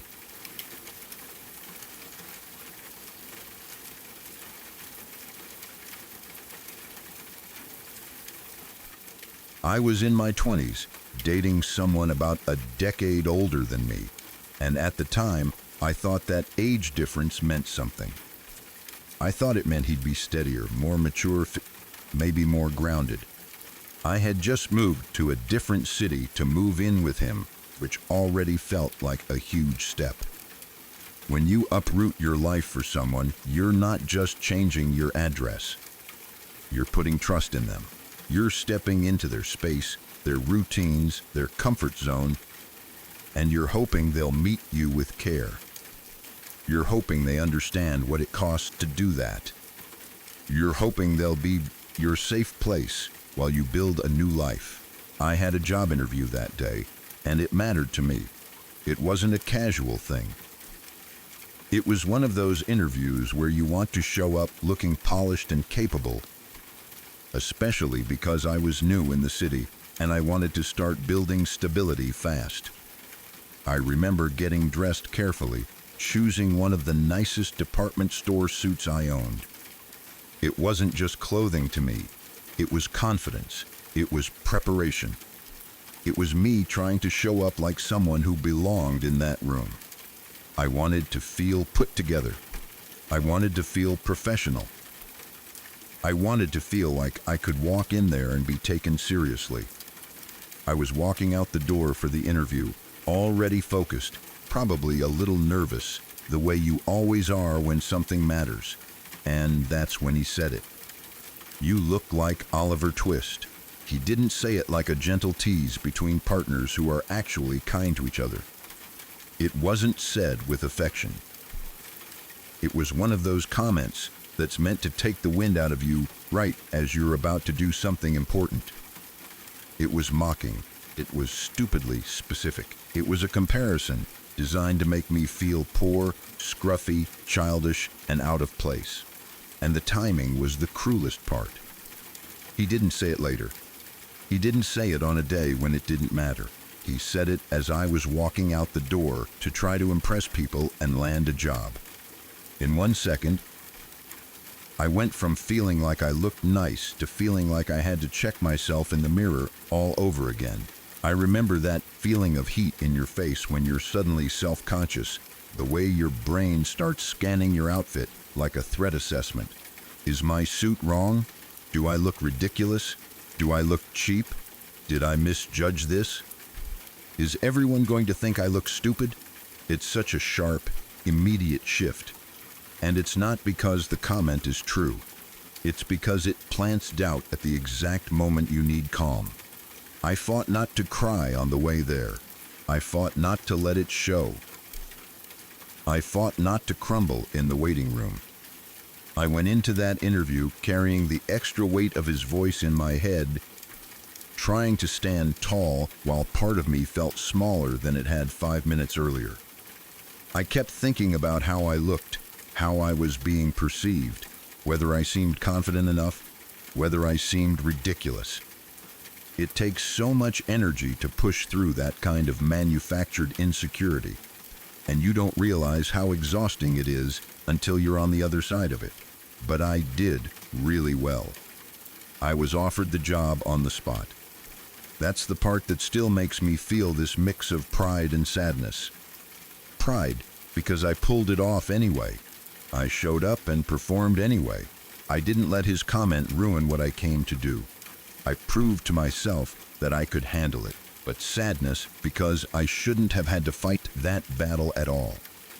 I shouldn't have had to walk into a life-changing moment feeling like the person who supposedly loved me had just tried to trip me right at the starting line. When I got home, I was excited. I came in with news. I had done it. I had landed the job immediately, which is not easy. It should have been one of those moments where your partner smiles, hugs you, says they're proud, asks how it went, tells you to celebrate.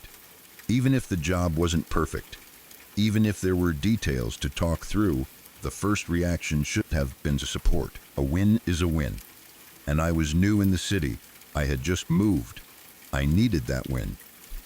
I needed to feel like the choice I made to move in with him was leading to a real, stable life. I told him about the offer.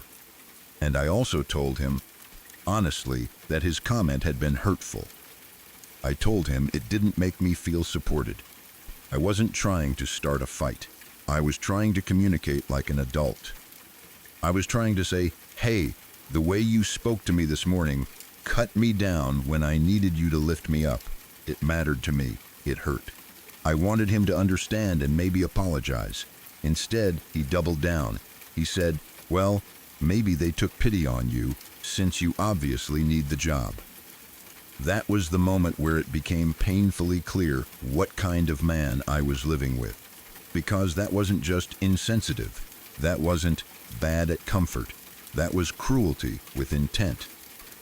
He took my success and tried to turn it into humiliation.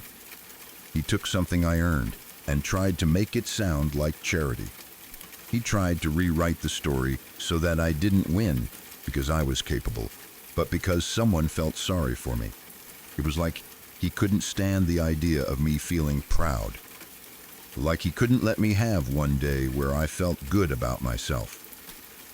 Like if I stood a little taller, he needed to push me back down to the height he was comfortable with. And the fact that he was older made it even more disgusting, because it wasn't immaturity. It wasn't a dumb 20-year-old comment from someone who hasn't learned empathy. It was a grown man choosing to undermine his partner. In a healthy relationship, your partner doesn't compete with you. They don't resent your confidence. They don't mock you right before important moments.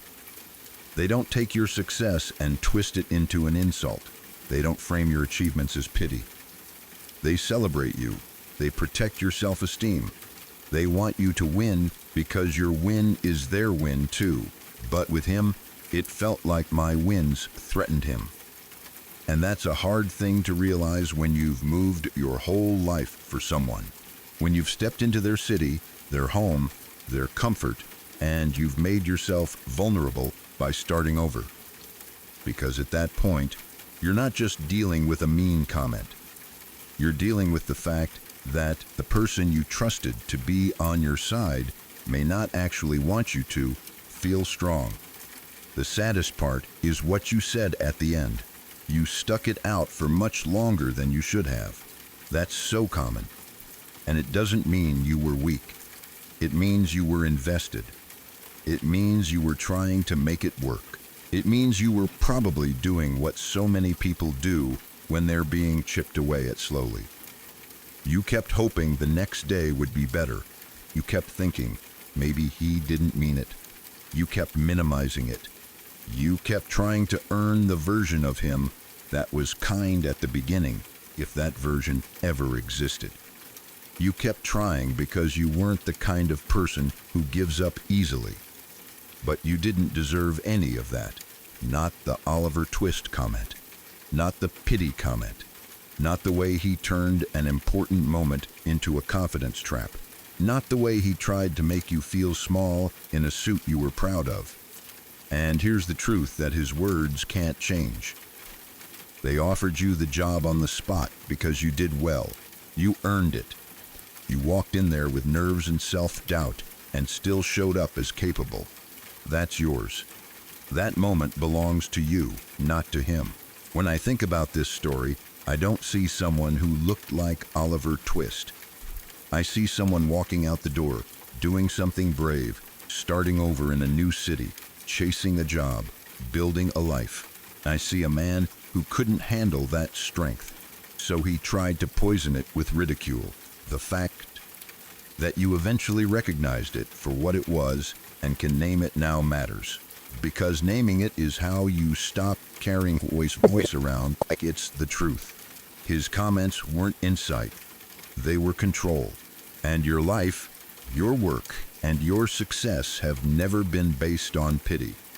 They've been based on you showing up and earning what you deserve.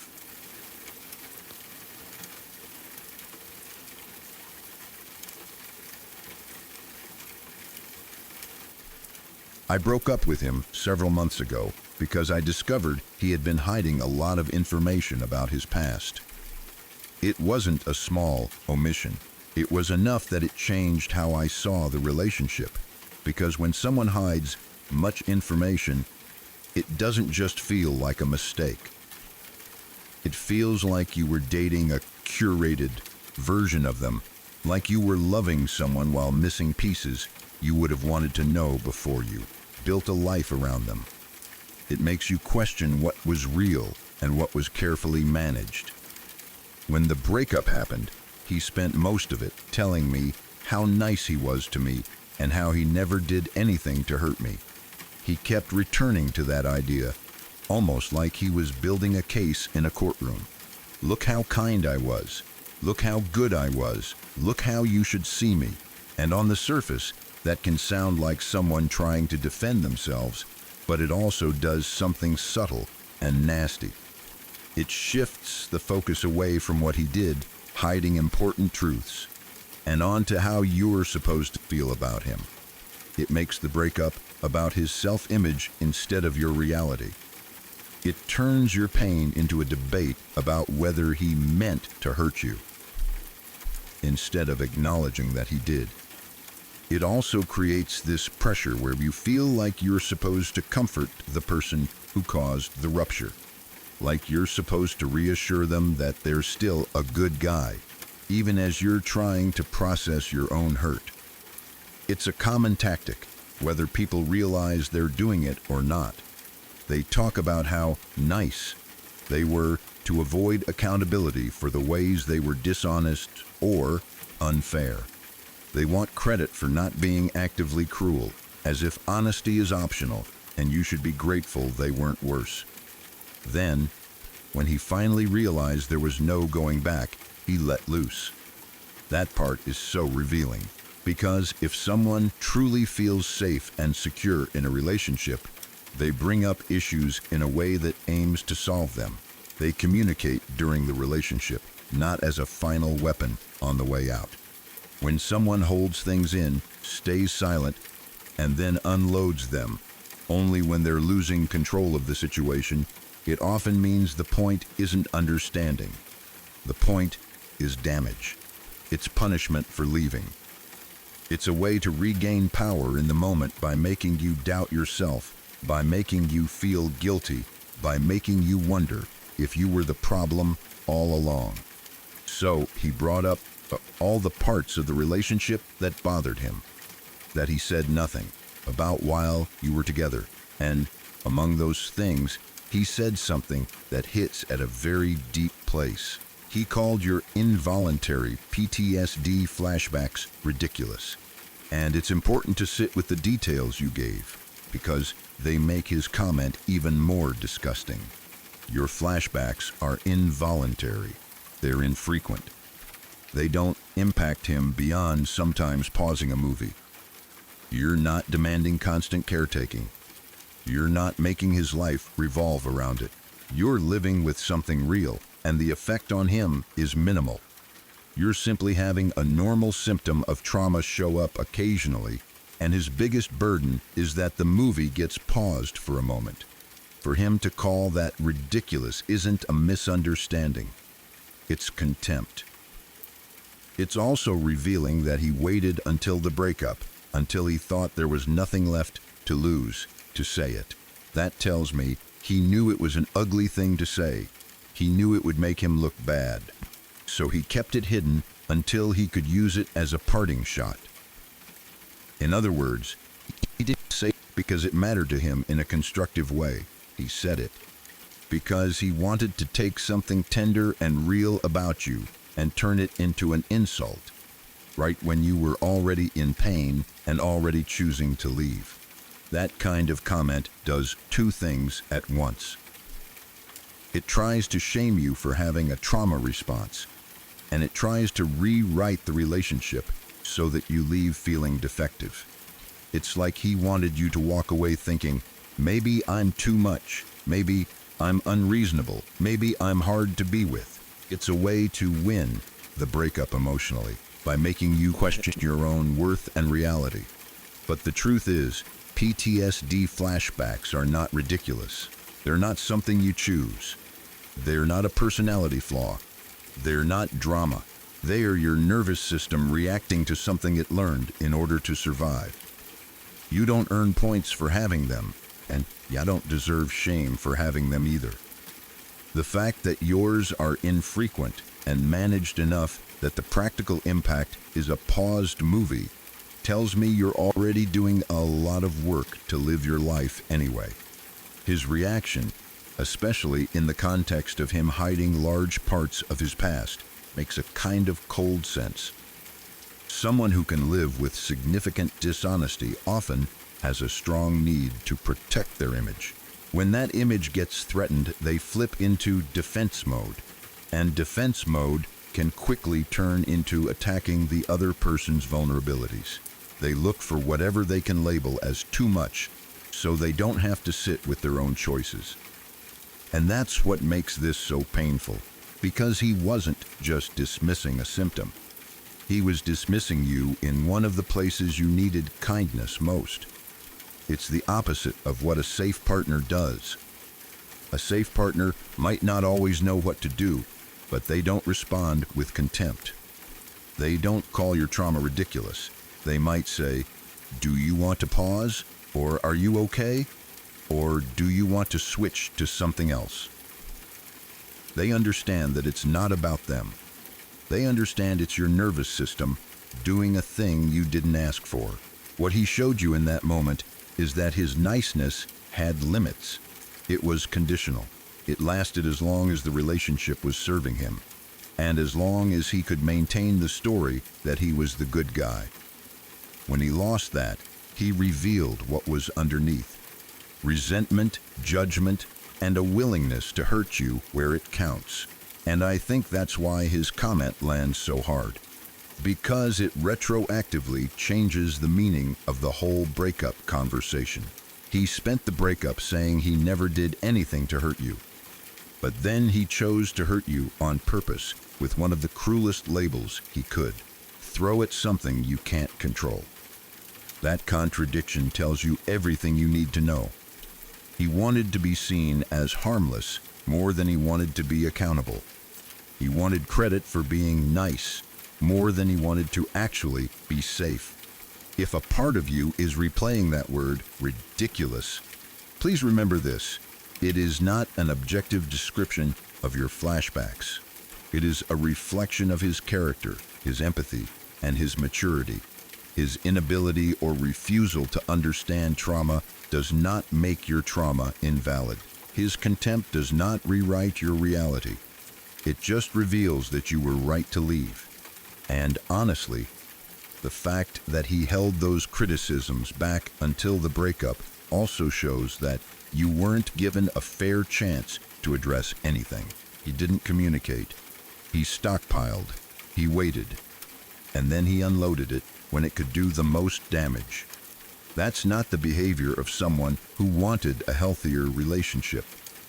That's the behavior of someone who wanted control and wanted the last word. You deserved honesty about his past. You deserved compassion about your PTSD. You deserved a partner who brings issues up with respect, not as a weapon when they feel rejected.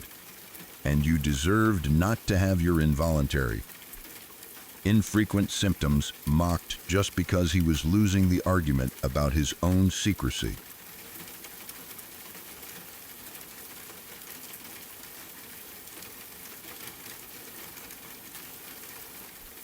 I had a boyfriend when I was younger, and at that point we were a bit long distance. Even when things are good, long distance adds pressure. So much of the relationship depends on words. You can't smooth things over with a hug. You can't read each other's face as easily. You can't tell when someone is stressed and just needs a minute. Everything has to travel through a screen or a phone call, which means arguments can feel sharper and more dramatic than they might in person. But even with that, there are still lines a person does not cross if they have any real love or respect for you. My mom had died a few years before we started dating. It wasn't a secret. He knew. He knew what it meant, even if he didn't fully understand it the way someone who has lived it does. Losing your mother isn't just a sad detail. It changes your whole life. It changes your sense of safety. It changes the way you see time. It leaves a kind of quiet ache that can show up out of nowhere, even years later. Even when you're doing okay on the outside, it becomes part of you. When someone dates you knowing that, they're holding something fragile without even realizing it. They're holding one of the deepest soft spots you have. And a decent person treats that with care. They don't have to be perfect. They don't have to say the exact right thing all the time. But they do have to respect it. They do have to understand that grief isn't something to throw in your face. We had one really bad argument. I don't even remember all the details now. And honestly, the details don't matter as much as what he chose to do at the end. Couples argue. People get mad. People can say the wrong thing. But even in anger, most people still have a line they won't cross. Most people still have a part of them that says, okay, I'm upset, but I'm not going to aim for the deepest wound. I'm not going to take the most painful thing I know about you and use it to destroy you. He did. He ended the argument and the relationship by saying, "You're so stupid. Go back where you came from." Oh, I forgot. You don't have where, because your mother's dead. That sentence is one of the cruelest things someone can say. It wasn't just an insult. It wasn't just a breakup line. It was targeted. It was designed to hurt you where you were most vulnerable. He took the worst loss in your life and turned it into a weapon. He used your grief like a joke. He tried to make you feel not just rejected, but erased. like you didn't belong anywhere, like you had no home, no comfort, no place to return to. The go back where you came from part is already harsh because it's meant to push you away and make you feel unwanted. But then he twisted it further. The "oh, I forgot" part is what makes it feel chilling, because it shows he knew exactly what he was doing. He didn't stumble into that line. He reached for it. He wanted it to land. He wanted it to stay in your head after the call ended. He wanted you to feel alone. People can be angry and still not be cruel like that. People can end a relationship and still do it with basic dignity. People can say, "I'm done," or "I can't do this," or "this isn't working," and walk away. He chose something else. He chose emotional violence. He chose to attack your biggest wound because he wanted to win the moment by hurting you more than you could hurt him. If that line still replays in your head sometimes, it makes sense. The brain holds on to shocks like that. When someone you trusted uses your deepest pain against you, it doesn't just hurt in the moment. It can change how safe you feel in future arguments. Because your nervous system learns that words can become weapons at any time. It can make you tense up when conflict starts. It can make you expect that people will go for your throat if they get mad. It can even make you question yourself in a way that isn't fair, like maybe you deserved it, or maybe you pushed him to it. But nothing you said in an argument makes that sentence okay. Nothing.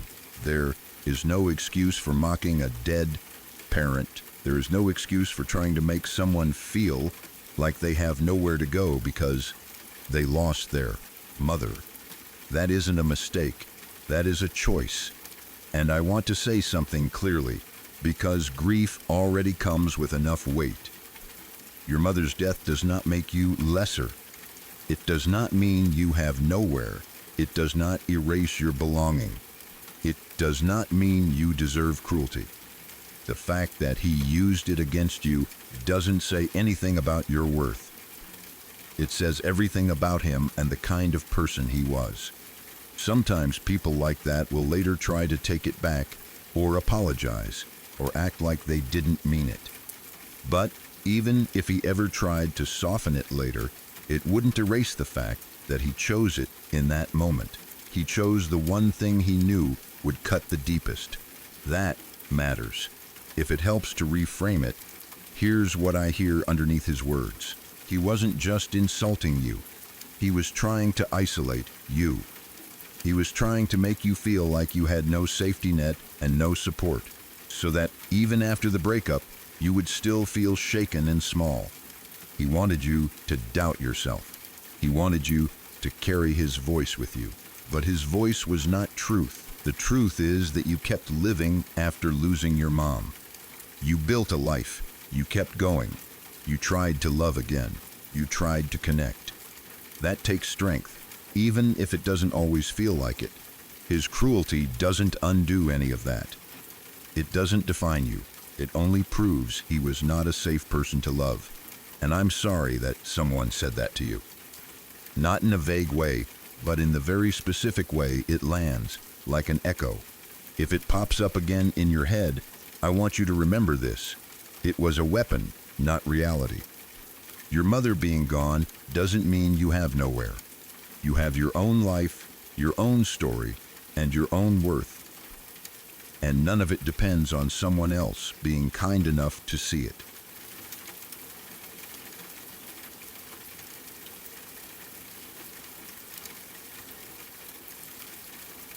My parents were over, and my ex-boyfriend was there too.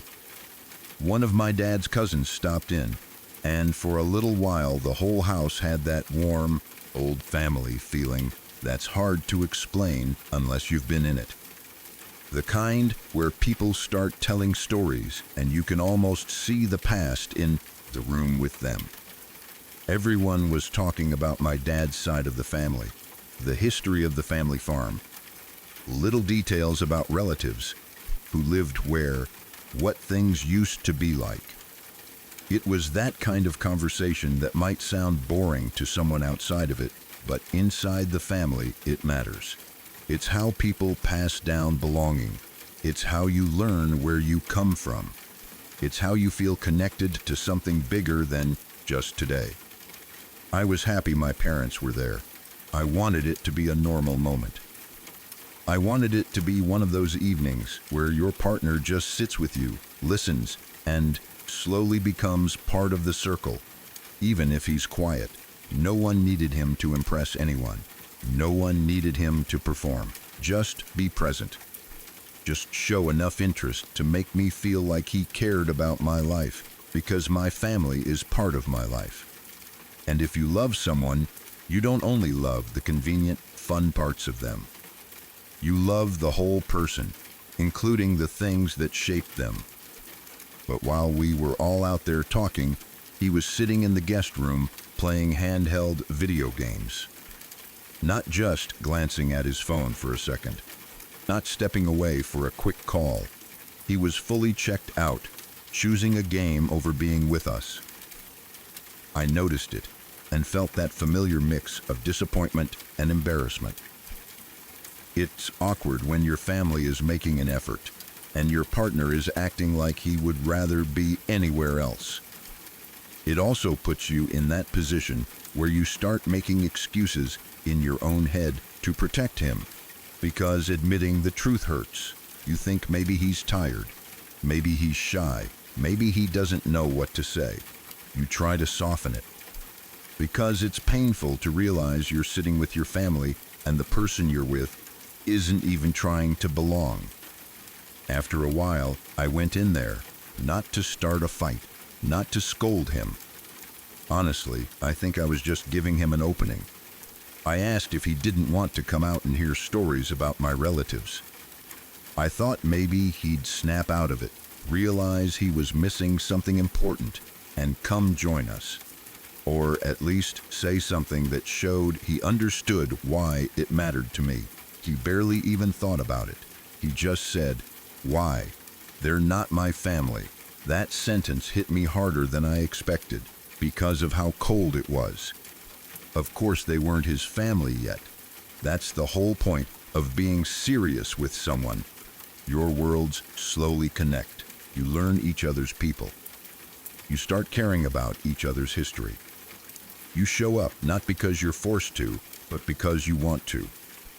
When you genuinely care about someone, you care about what matters to them. Even if it's not your personal interest, you make room for it because you make room for them. But his tone made it feel like my question was ridiculous. Like I was asking him to pretend. Like my family's stories were pointless background noise. And the way he reduced it to "not my family" made it feel like he was really saying something bigger. Your life is separate from mine, and I don't intend to blend it. In that moment, something clicked, and it wasn't gentle. It was bitter and clear. Guess they never will be with that attitude either. Because you can't build family with someone who refuses the idea of belonging. You can't create shared roots with someone who treats your roots like an inconvenience. You can't grow into a future with someone who makes it clear he won't step into your world. It's not about forcing someone to love your relatives.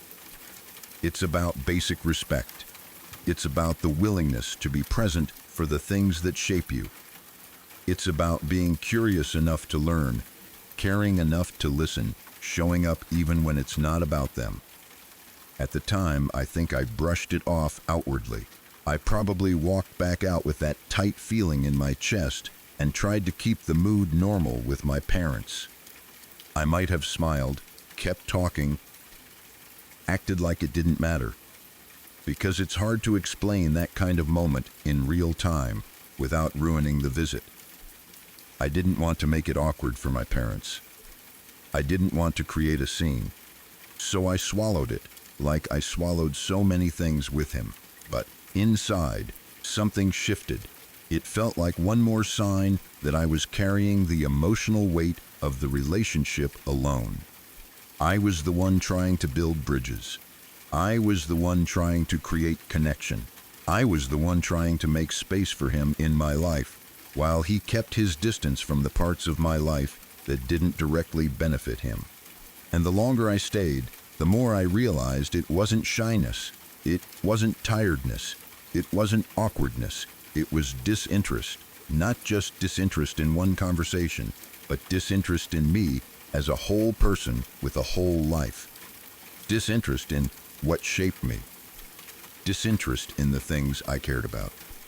Disinterest in the parts of love that require presence and effort.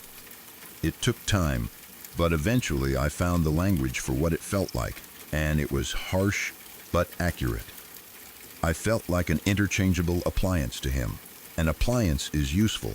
It makes life easier. It's there when you need it. It doesn't have needs of its own. It doesn't have a family history. It doesn't require curiosity or emotional attention. It just exists to serve a function.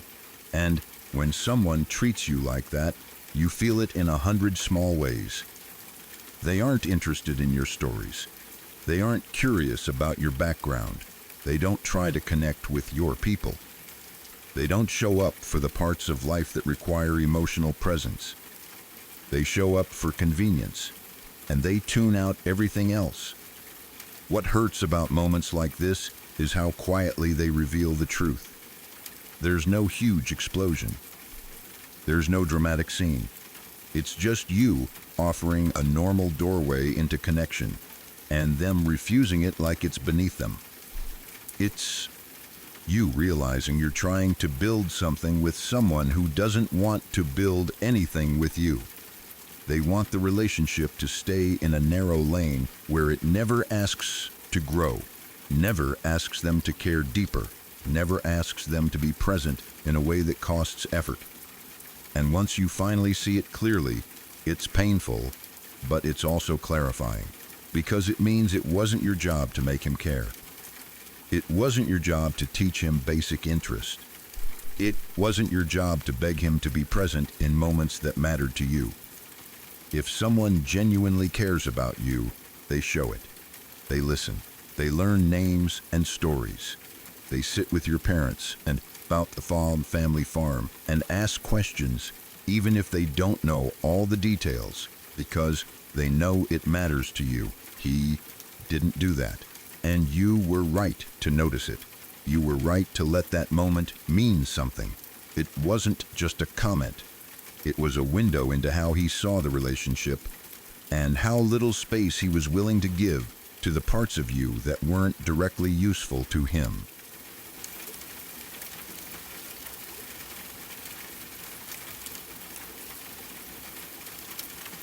If you've stayed with me this far, then these stories didn't simply pass the time. They stayed with you. Everything you heard tonight was real. Real people. Real moments. And in each one, something quietly slipped out of place. If you'd like more of the kind that don't let go so easily, subscribe to Crowvane Manor. There are more rooms left open and more stories waiting behind every door. I'm grateful you spent this part of your night here. Rest well, and I'll be waiting when you return.